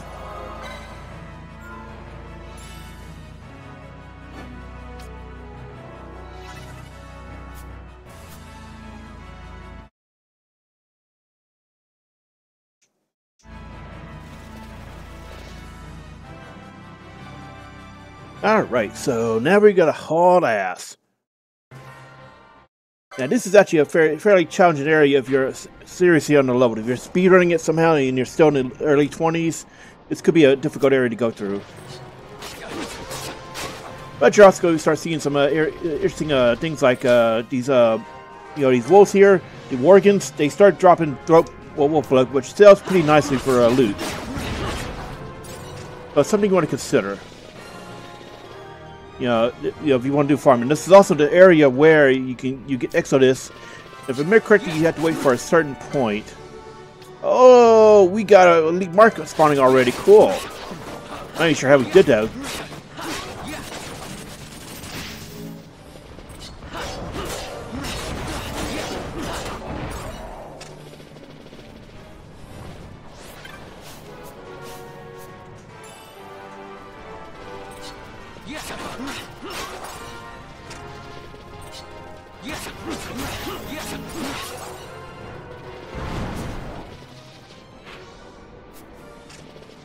So anyway, if I remember correctly, for Exodus, you might actually be able to unlock it right away.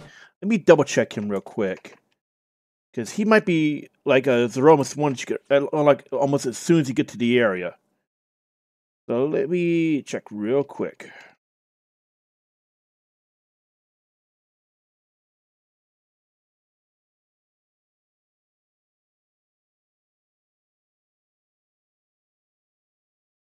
Okay, so you have to activate the shrines that I don't see. Okay, so once you get access to the Phon Coast, which is actually not that far away, you can fight Exodus that early. I would not suggest it though, because he's one of those mid. He's better fought in late game when you have better gear. Let's see here. I'm trying to check his hit points. Let's see. Exodus is a boss. Yeah, okay, yeah, you can't use items during this, so that's why you want to be careful. Let's see, he's got, where is it? He's got 119,000 hit points. So he's scary early on. That's why you want to kind of wait until late game. We have strong party members, and you have a lot of decent stats. He's consider level 46. So I would suggest coming back to him when you're level 50. That being said, let's see here.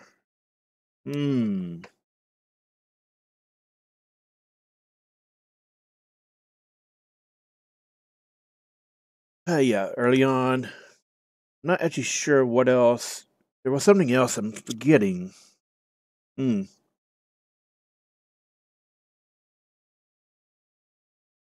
Oh yeah, Zeromus. Yeah, so for comparison, Zeromus has. Let's see.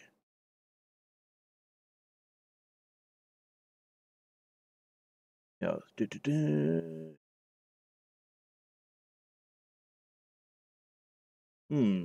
Oh. Zeromus. Yeah, you release. Oh, I did not know he was in Tactics A2. Okay. All right. Boss. Oh, wow. Okay, so Exodus is actually easier. I did not. Yeah, so Zeromus had. Get ready. He's level 51 and he had 166 hit points.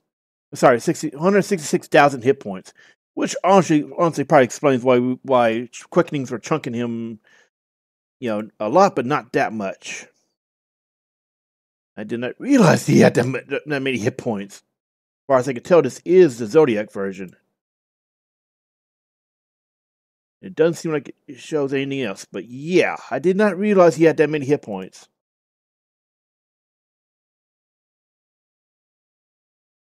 So just a moment, please.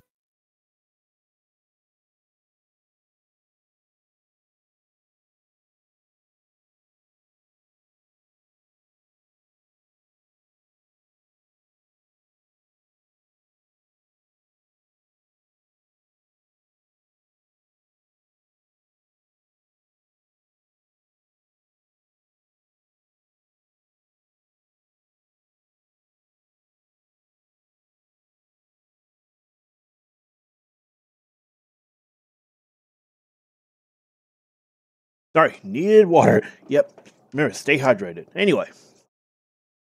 So yeah, Exodus would actually be the easier fight this early on. But you cannot get to him until you progress the story enough to get to Phon Coast.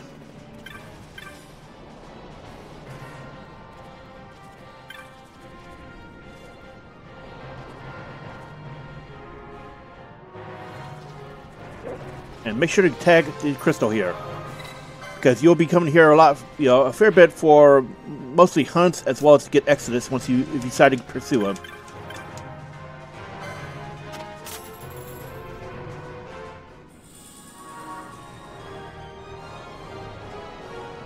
And this is actually a hint about an optional boss fight. You can fight this, but it's not required in order to progress through the Salikawood. Now, it also mentions Nabudis. That is another optional area. So we're just going to head on. Oh, wait.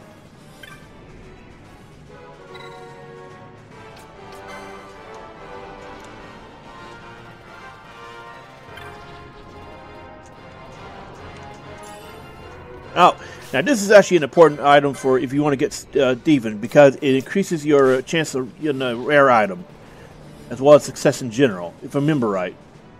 These cuffs in Final Fantasy IX operate that same way, better, higher quality, item chance. Or actually, there was a different way it worked in that game, and I'll explain as soon as we get past this. You're going to see a lot of flying enemies here. They're all very annoying.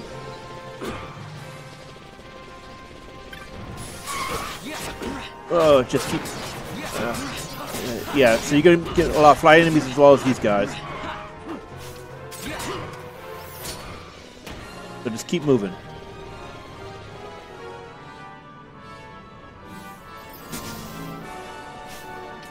Let's get him cleansed. See. Actually, remember correctly, Gasol Greens should do that. Let's see. Where are they? I know he bought a bunch. Oh, different game. So depending on the game, you can actually use Gasol Greens to cure Berserk.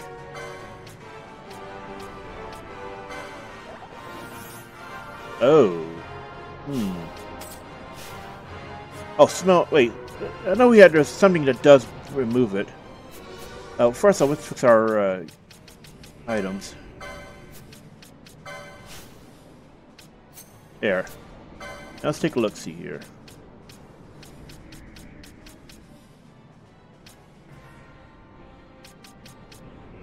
Oh, that's peculiar.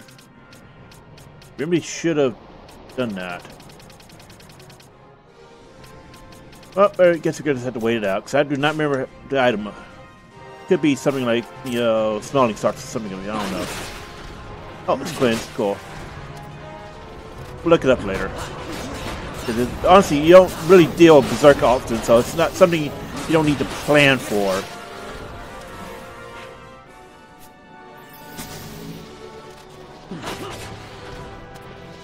And also, we probably want to disable his healing one. Well, we're going to get rid of Miriam as soon as possible.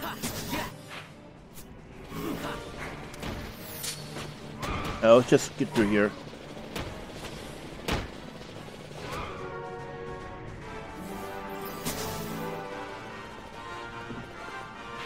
And we're almost through.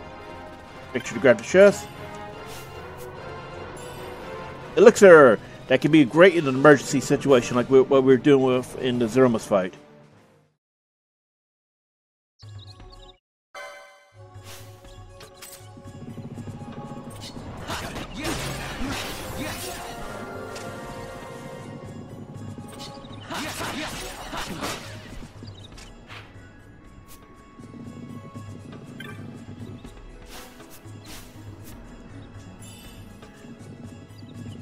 Keep going. And save crystal. Now around here there is an urn. You had to do a little bit of exploring to find it.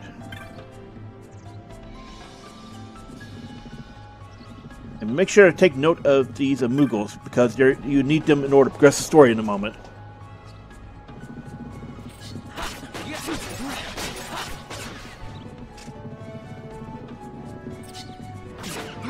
And there's the urn with the map.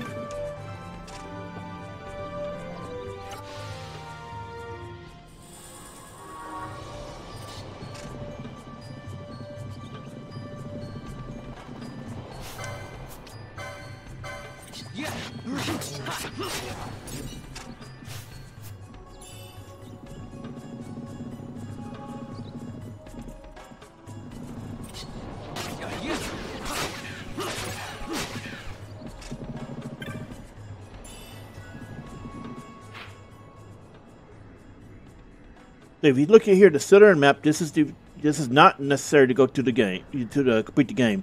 This is the big King Bomb area, and we're gonna go up there because that's where the teleport crystal is.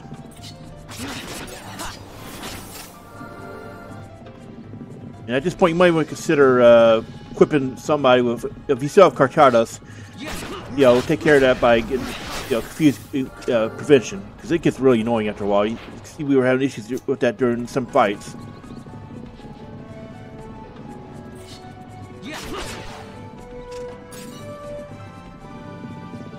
I am so glad they have the 4x speed up in this, because wow, makes getting through so much easier.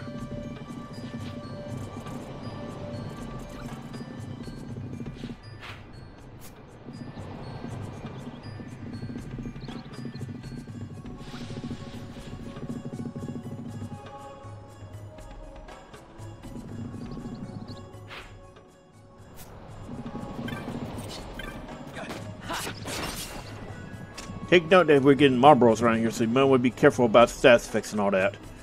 Marlboros and Sears are very, very nasty about status effect spam.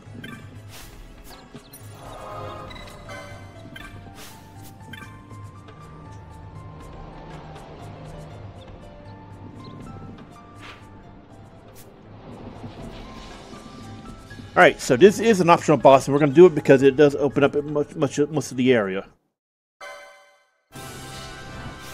Now notice, beware, he uses Renew, so you might want to try to nuke him quick. You have Mateus. Mateus is amazing here. You also, if you do a lot of damage, bam. You might want to consider packing Fire Resist. Now he likes to pop Renew when he's about, I think, 25% left for health. So you can shut him down by popping a Quickening or a Summon Ultimate Attack.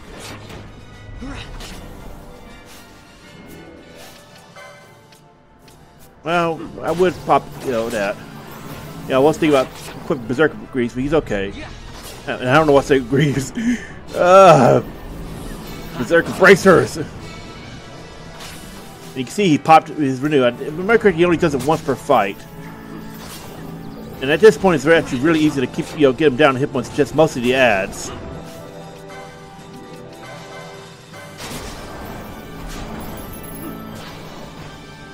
See how much damage he's taking per swing? Yeah, we're actually going to do that, because at this point, boss should be able to just solo him.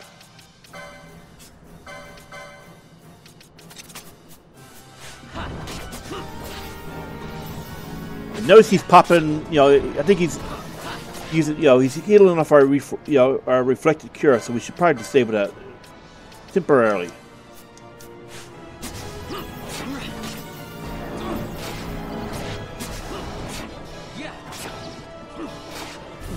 See how much damage he's taken? Even when we renew, it's not that much of a big deal. But if you're worried about it, just pop a Quickening when he's starting to cast it.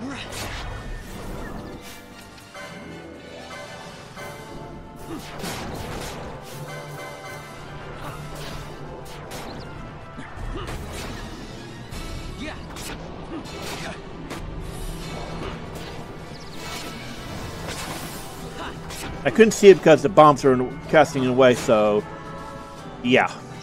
You definitely want to consider if you just can't actually outright kill him through the Renew. Because this does happen a few times until either you beat him or he runs out. And I think he can keep casting Renew as long as he's in the fight. But then again, yeah. You can see, as you can see up there. Okay.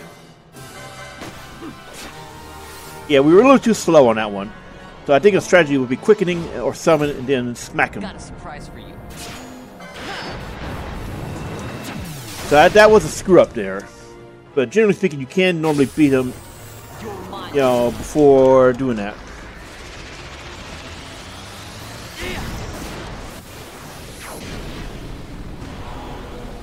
It's actually not hard. It's only annoying because of the Renew. And most likely, King Bomb would be the earliest person you see using Renew. So that could be very nasty.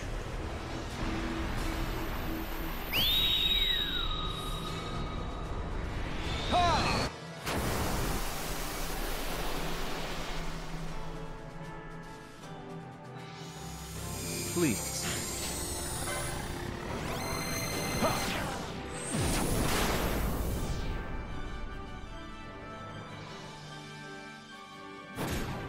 Got a surprise for you.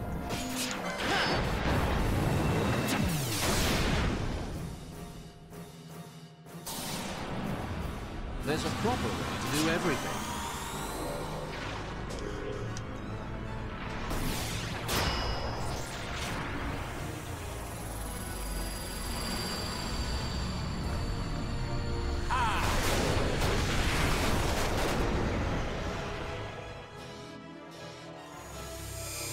never miss.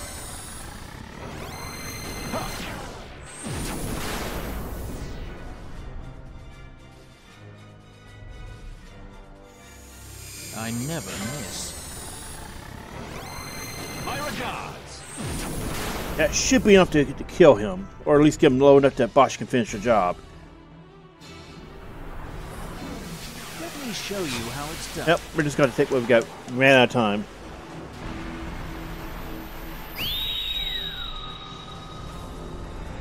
Heads up.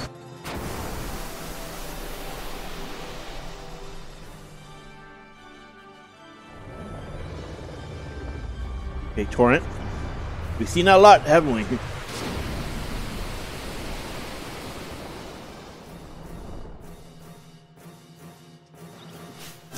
Okay, so basically pop the quickenings when he's about ready. I'd say 40% hit points, because that should finish him.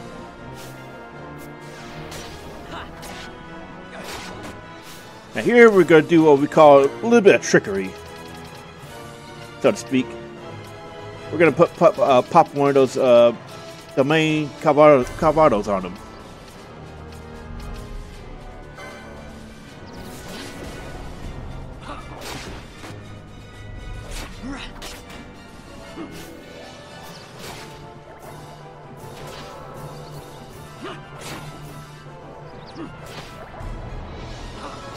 There we go.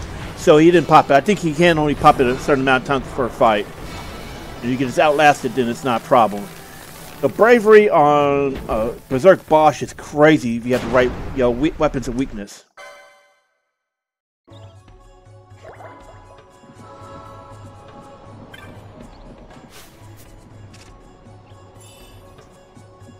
We're gonna go back and heal. Replenish our stuff.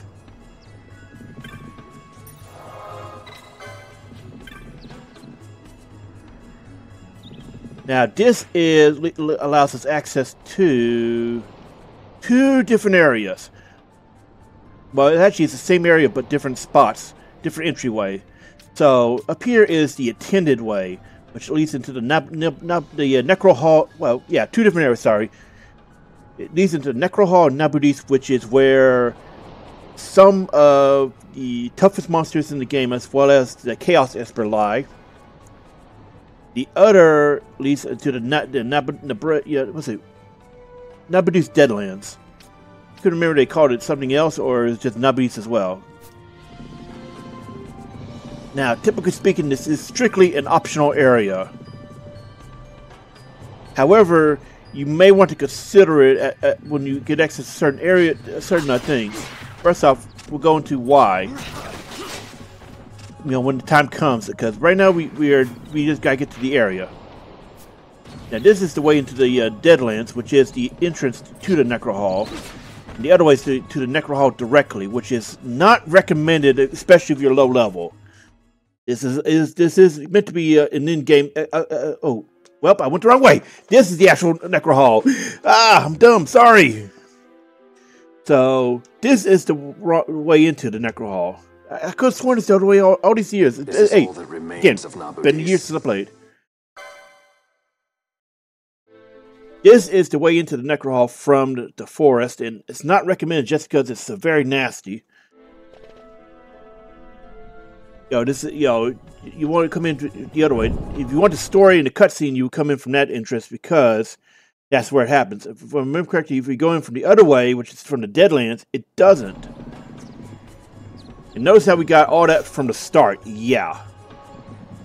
This is not a rookie area.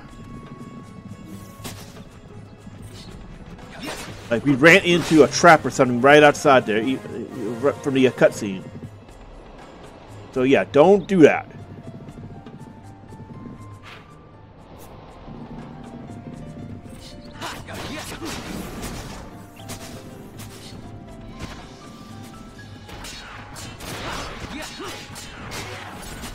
Now, Nabudis is the homeland of Bosch and his twin brother Gabranth. So it's part of their backstory, and a major thing in the 12 story, just because of what happened there.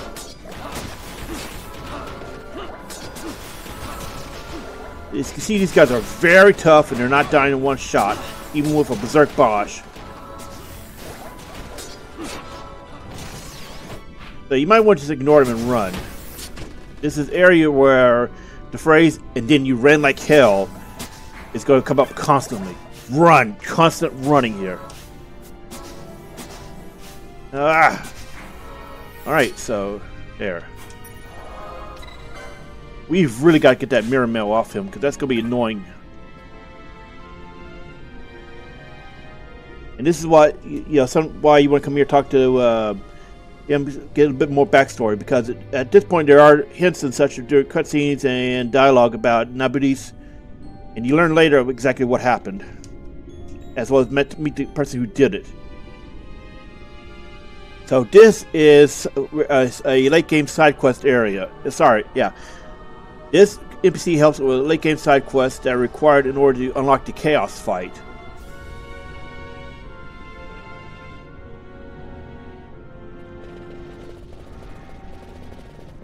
So anyway, this area has an incredible amount of undead infestation. Meaning, once you hit the teleport crystal, which is what we're going to do, we're going to run to the crystal and then get out. Because this is not an area we should be in right now. But you can't come here early for the access to the teleport crystal. Now, once you get the Excalibur in the white robe, you can Berserk Bosch and he will one-shot these enemies and makes it an incredibly nice level up area. However, you need to set that up first, because the Excalibur. Let's see.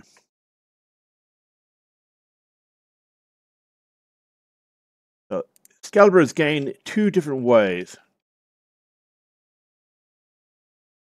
The first way is inside the Great Crystal, which is an area we will get to about I want to say 4 or 5 hours normally, probably closer to half that.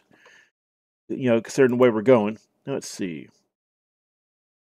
Excalibur in 12.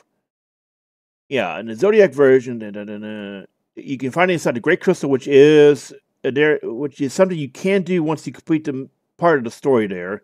However, it's in the same area that Ultimus fought in, and that's that requires a little bit of effort to get to her area. You can, however, try to get to trial mode, stage 64. And that's a pain in the ass, because if you're able to get that, you're better off just completing, going for Ultima instead. But once you get that and the white robes, you become an undead slave machine. So it might be worth it to consider trying to at least go into Ultima's area to get the Excalibur at least.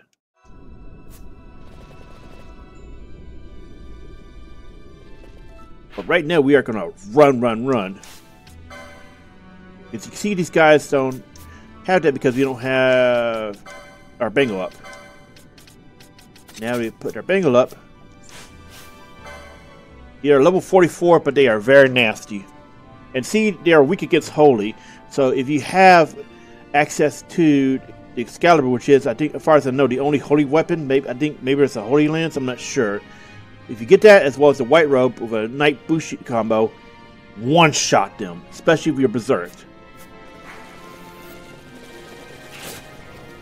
And there is an urn around here somewhere, but I cannot remember where.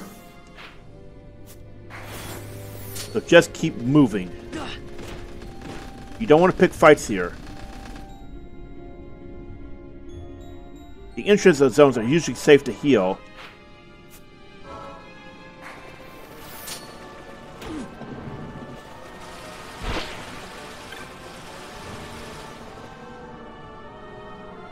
And here, you remember how I was talking about crystal bugs before? Here's our other crystal bug.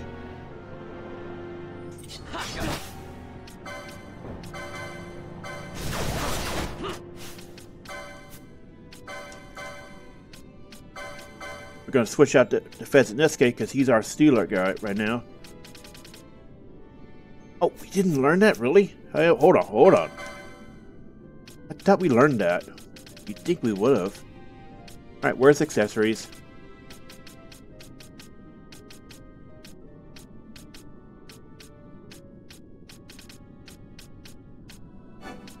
Notice it's pretty low, deep. Well, not really deep, but it's pretty early, easy to get.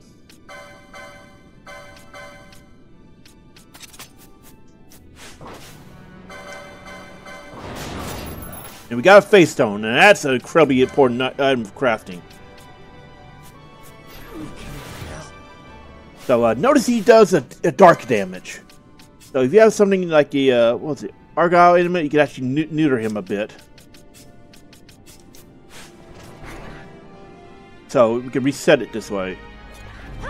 Crap. Notice the crystal bug's back to normal.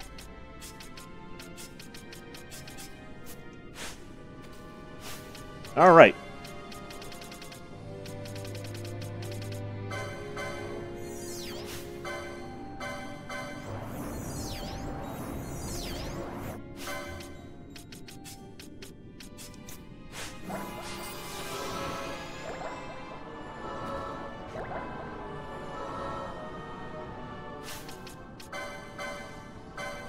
Now what we're going to do here is equip our Argyle amulets, because half damage.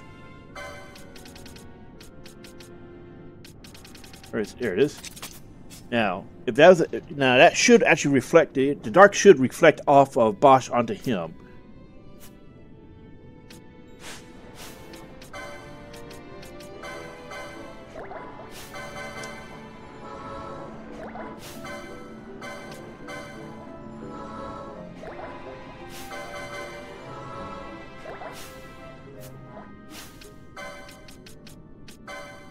You know, it becomes a problem. We'll just switch, you know, their armor around to where she has the mirror mail and he has the demon mail, because we need to be able to heal him without worrying about it reflex.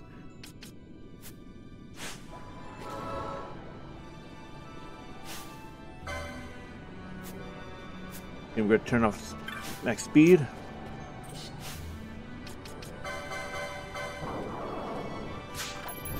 Oh, now that's interesting. It shouldn't be possible. Let's see.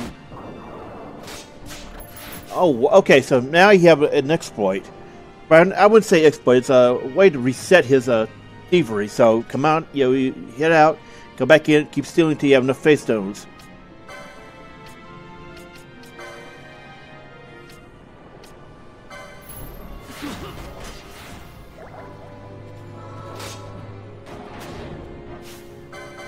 Interesting, he uses more than just dark. Usually by this point I'm, you know, two-tapping him, so yeah. Honestly, we might just be better off using quickenings for this. So let's get him back up.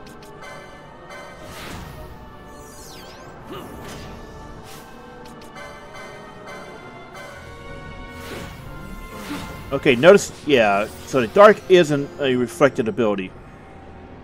That's important to know. How about some of this? You can also keep resetting, you know, for face stones. You're going to love this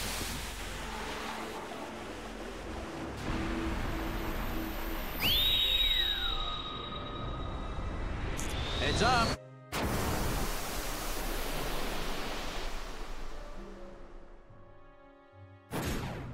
Got a surprise for you.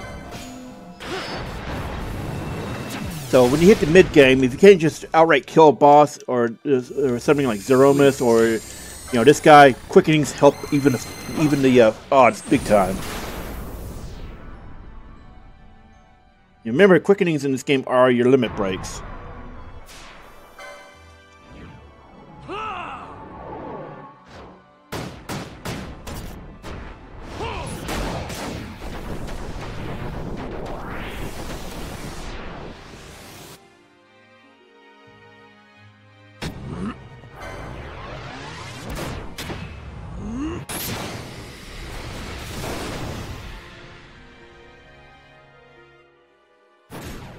How about some of this? This should be enough to kill him, or at least send him to hit point critical while we heal up and just keep attacking the Bosch. Got a surprise for you. Generally speaking, if you're going to use quickenings, try to give him to half health first. If you can't, you know, auto attack him or beat him down with spell. Got you. And this is honestly the hardest crystal bug. So if you can take him down, you're fine on your last one. Only 3 in the entire game. Now, if I remember correctly, the last one is inside Great Crystal. I could be wrong though. Just can't remember where that last one is.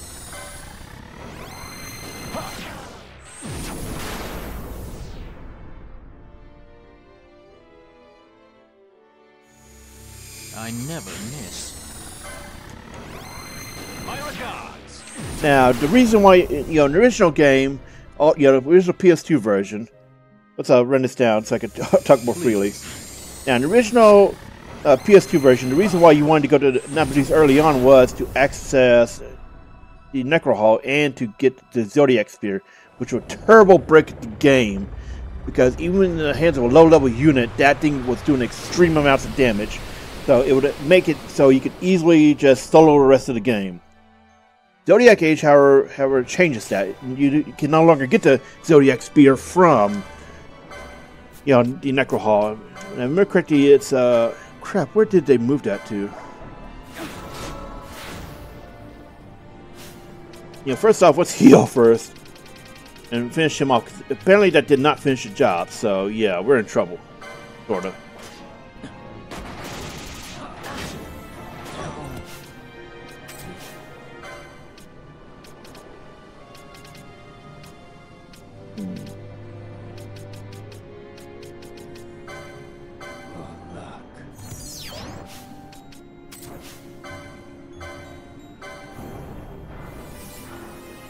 Notice he's hit point critical. Well, he was. As soon as he can swap out.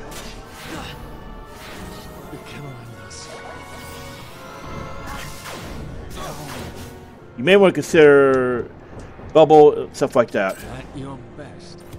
Because he hits hard.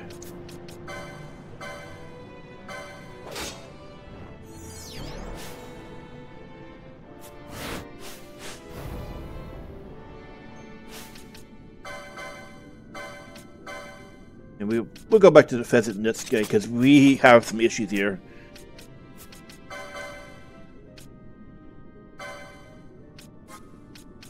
Do a lot of early healing as well.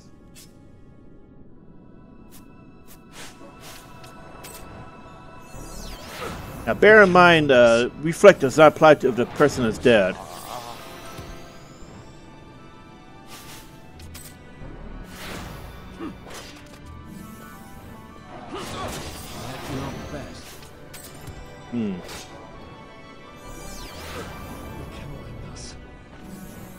You'd be better off just swapping him out and start stacking for our next quickening chain.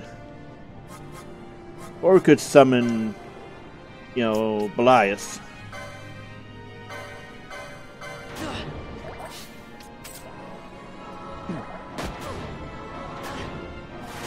If we would ever go through. There we go. I must endure. So, the Crystalbug here is no joke.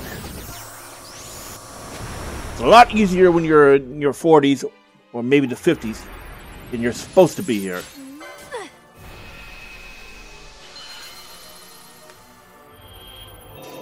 But if you can manage to take him out, you have a very convenient entry point back into the Deadlands for farming later.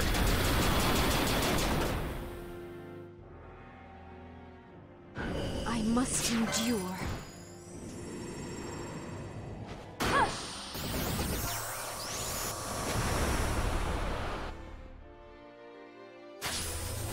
I've got you.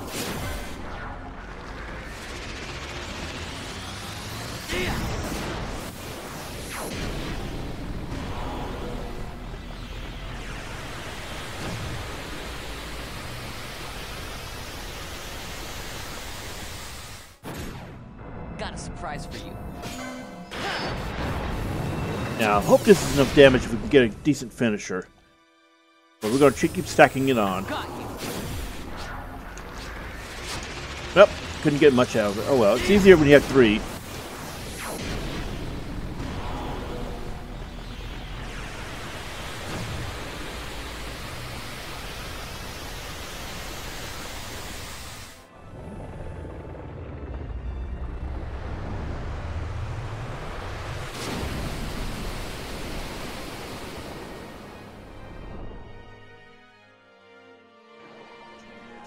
There we go. We got him.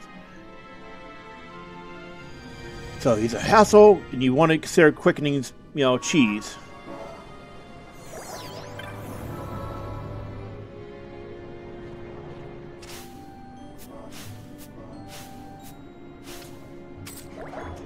There. Stupid thing.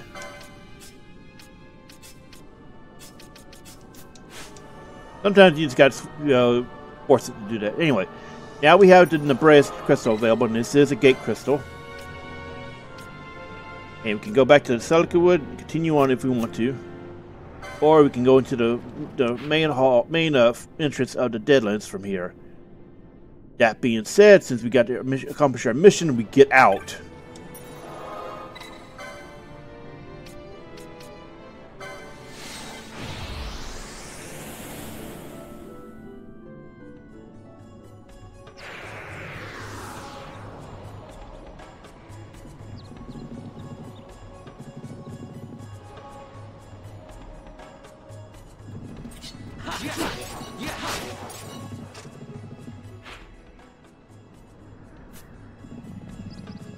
So we're going to head on through.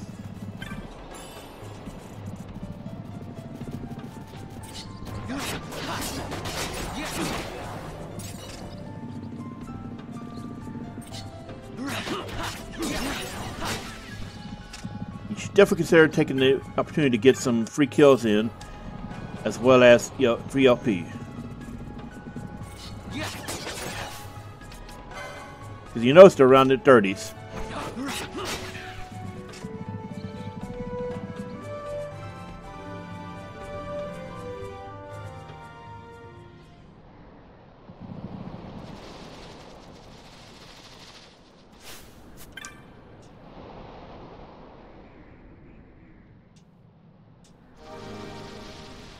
Now you have a little mini quest.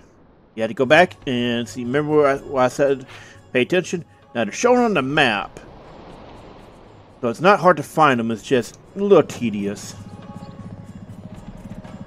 You gotta go fight through all this stuff again.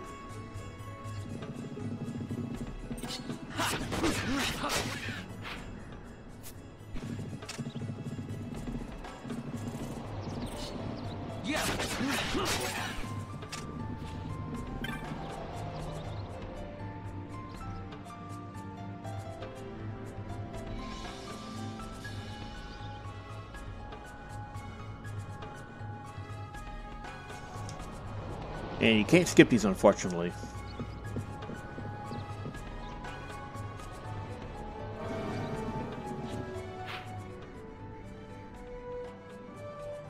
And notice they're not in the optional area. That's intentional. Because it would be really crappy for the player to have to go to the King Bomb, who is incredibly annoying if you're not prepared for his gimmick.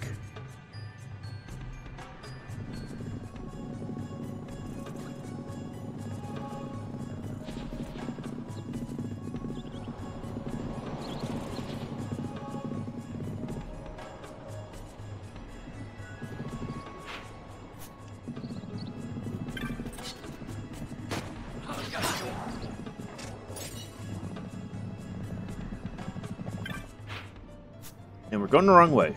So pay attention to the big map as well as the mini map.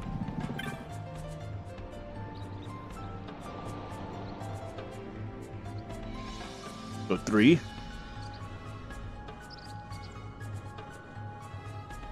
Wait, was it 3? Oh, 2. Yeah, sorry. That was 3 in that bungalow. You notice this isn't quite all of them.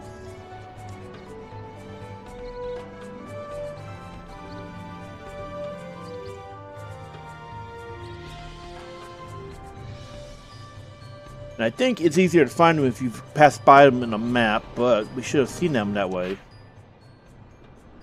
Oh, see, there it is. Back at the main crystal, the interest crystal.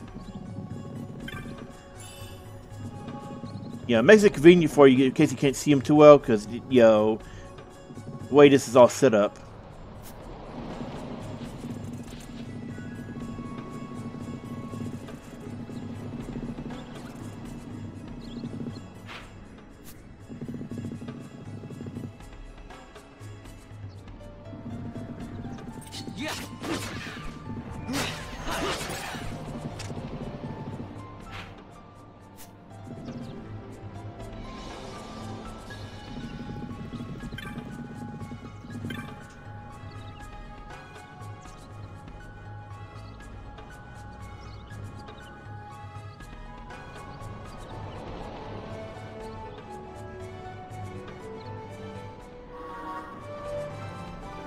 Now this is an optional thing. If you're done in the wood, you can go ahead and accept it. If you want to go over and take care of the King Bomb and get access to the Deadlands, you can do that by declining. But since we did that beforehand, it's best to go. It's a one-time offer. They will not offer to take you there again if you don't accept it now.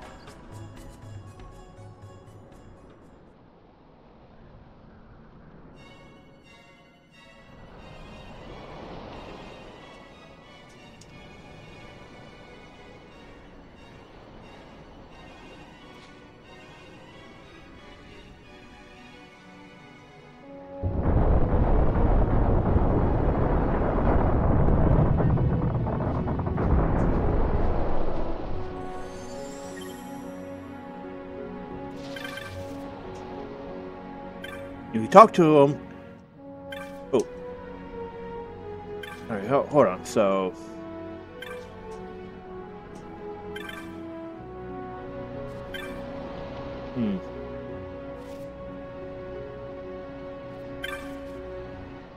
there it is. So, if you noticed, they're talking about stuff like Mosphoran. Yeah. So I believe this means. They repair the shrines while you're off screen while you're in the Phon Coast. Hence why you can go do Exodus as soon as you get access to the Phon Coast. Let's see. In this one, he talks about the Zeromus step. This is actually a late game area, and it actually is required. You have to talk to them to get them doing a job there. If I remember correctly, you have to. It's been a while, but I'm not sure we'll actually do that or not, because it's not necessarily required in order to complete the game. Because you can go the entire game without going to the Zeromus step.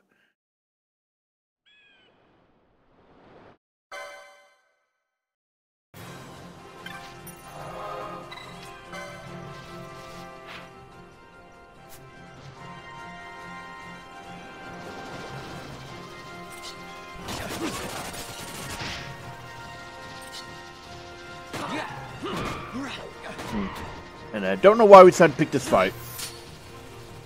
Just move, because you don't have access to telekinesis yet. You can find her in a Zeromus step if I remember right. Basically, keep moving to the right.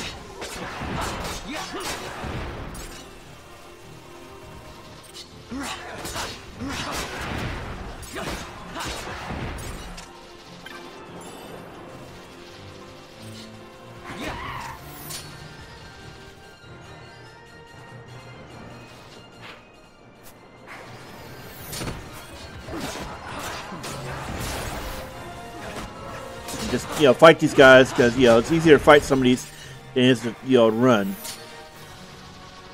Especially at the point you probably start for XP.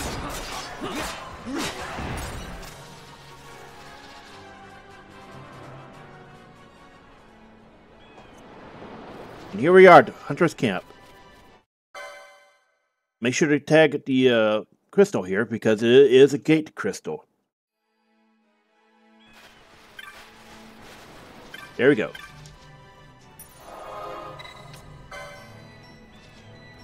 Now here is your big level up spot, as well as your big exploration for hunts and all that.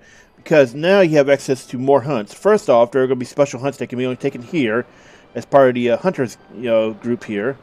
Not to mention you can go back to Mont Blanc and find new hunts, most likely, as well as get more rewards for completing milestones in the story. Then you have more hunts from any that you get your hunter's rank up to from the hunter's board. So this is a great spot, because if you do it in the hunter's competition, there's going to be stuff to get. Okay, notice we are getting to the point where we have level 7, level 7 swords and all that.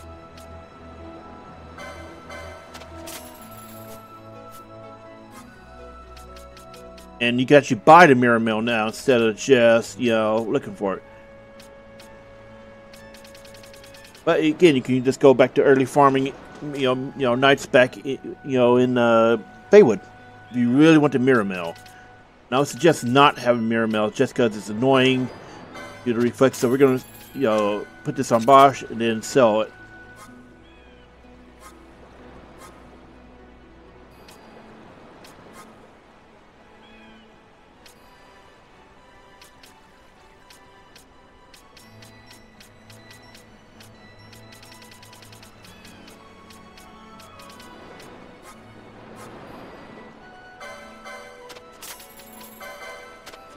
And we are broke. Let's sell some loot.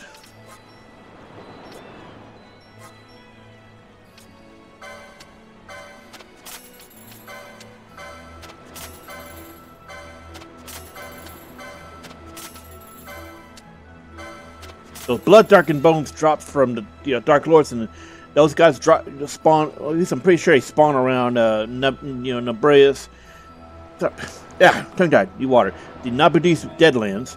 So once you get a way to easily farm them, go back and get collect your money. Those things are extremely valuable.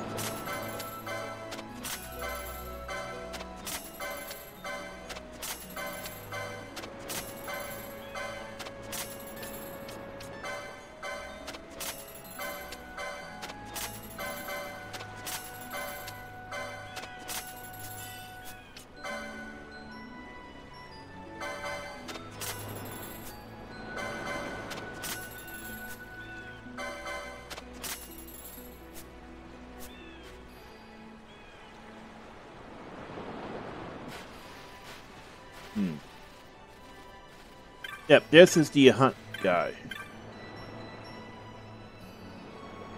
So you can't talk to him until you have your hunter's rank up a bit. Let me check.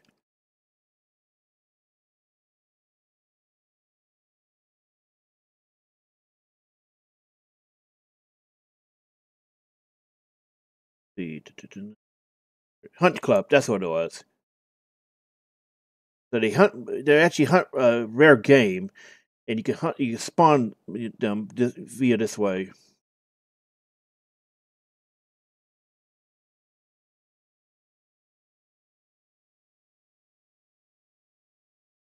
Okay, so you cannot do this side quest until you've completed the Dracula laboratory.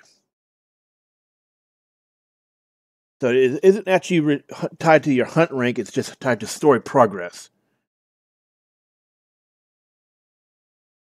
Now, there are 31, it's a long side quest, but it's actually rather worth it because there are 31 trophy rare game that they hunt, and these are different from the ones that can infinitely respawn. And these are one time only. So you may want to consider, cheesing them by what we just did with the Crystalbug. That being said, let's see. Yeah, some of these have different requirements. Like the first one is usually the one that you're going to. Well, actually, the first one on the list here is has just a 40% chance of spawning, and you can only do it once you've actually started the quest, and can make it spawn. Now, the first one you're actually like to see is the Destiny Neon. You have to wait for 10 seconds at the highest point in the area of the Vardu Strand, for example. So let's see. Yeah, some of these they're in every game area that you. Let's see. Yeah, I believe they're in every single area except the Deadlands. Oh, there are some. There's one in the Deadlands. Never mind. Let's see.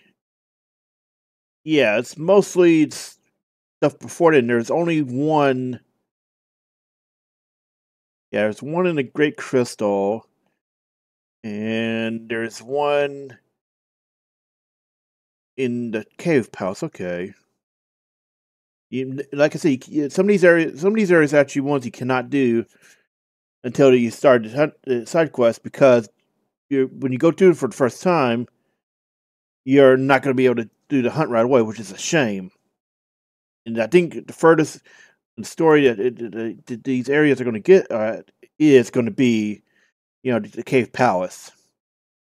because that's the last area before Arcadia, and that's as far as I can see here, except for Cerobi Step, which is honestly just optional.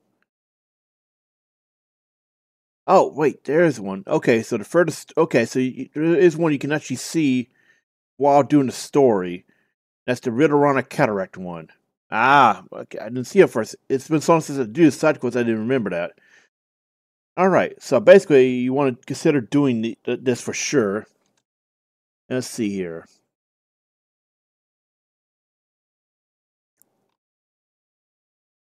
In the Zodiac version, the store changes, so you have to keep that in mind. And I suggest looking up the Hunt Club on the Final Fantasy Wiki to get an accurate list, because it's easier than just saying it, because I'm looking at that as it is. You get a different reward for collecting all the trophies. Okay, now I remember. The Zodiac Spear was put behind here, instead of the Necrohol. So, if you give attack over 16, then you get access to the Zodiac Spear. If you give if the block, you get the Scutcheon. Stalk gets the ribbon. Gameplay wise, you probably want to get the spear. Zodiac Escutcheon can be. Well, I think if I remember correctly, all these rewards can be gained, a different way.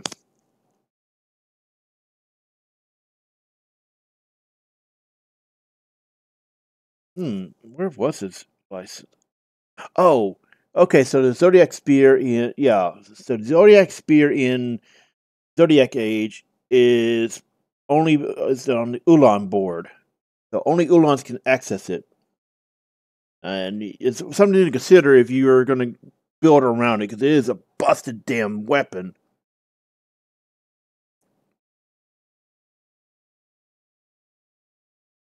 And in the original version, it had basically punished you if you were too greedy on looking for items and such.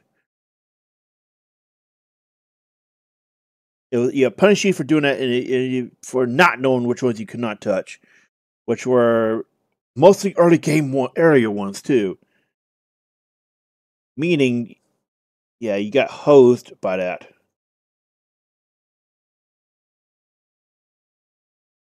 Now let's see.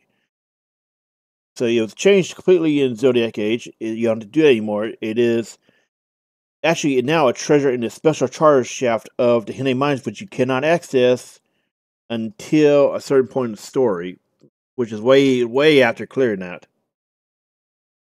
However, you could, and I do mean could, go in via the Feywood exit entrance that if you remember, we showed that at the early Hine Mines entrance. Oh, okay. So, according to the wiki, there is a way around the issue of not being able to get all these given too many trophies. So, if you give 10 trophies to each brother, which means you have to clear the entire list of them, you can get them from the merchant alongside the shield as well. But you get it for free if you give attack 16. So that's something to keep in mind. It costs 1 million gil each one, so that's not a problem, Gil farming is not an issue in this game. Not an issue in any Final Fantasy, really. And it's also a rare steal from the Biting Mantis in Stage 62 of Trial Mode. Trial Mode allows you to get around a lot of issues in the main game, mostly for guaranteeing certain rare game, as well as being able to get certain items much earlier than you're supposed to. As for the shield, so in the shield, it was a treasure in optional area, the Bergan Passage, which you cannot access until a certain point in the game with hunts and all that. Now, in the Zodiac Age version, it is, there are 3 ways to get it. One is in the, Sochian Cave Palace, which is a Hall of the Wrath God, which is where you fight the Hellworm, an optional boss. You got 1% chance to appear, so you could easily zone in and out until it shows. The speed up helps a lot. You can also get it from the Hunt Club side quest, which is what we just discussed. and it's supposed to be the most convenient way, then yeah, you have the optional reward, the additional reward after trading in all 30 trophies. So it is a little bit of a hassle. It's a good shield. Original version, they reworked it from the original version to where it has physical evade. Sorry, original version was physical evade, but now it's physical and magical attack evasion. Also, lightning, evade, notification, which would have been useful to know. That is something you want. If you have gotten Adrenaline by the time you get access to the Escutcheon, hey, you just made that fight easier. Not to mention some late game enemies like Behemoth King. So it's actually pretty useful. By default, it can be used by Red Bow Mage, Knight, and Foebreaker.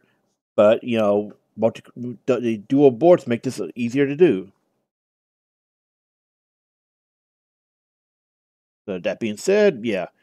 Now this is your big, again, it's your big exploration point. You cannot do Hunt Club until Dracula Laboratory is cleared, but hey, not a big deal. And so we're going to go back to the crystal and save. And we're getting close to the late game. Right now we're firmly in the mid game. We're getting close to the point where everything is going to start accelerating.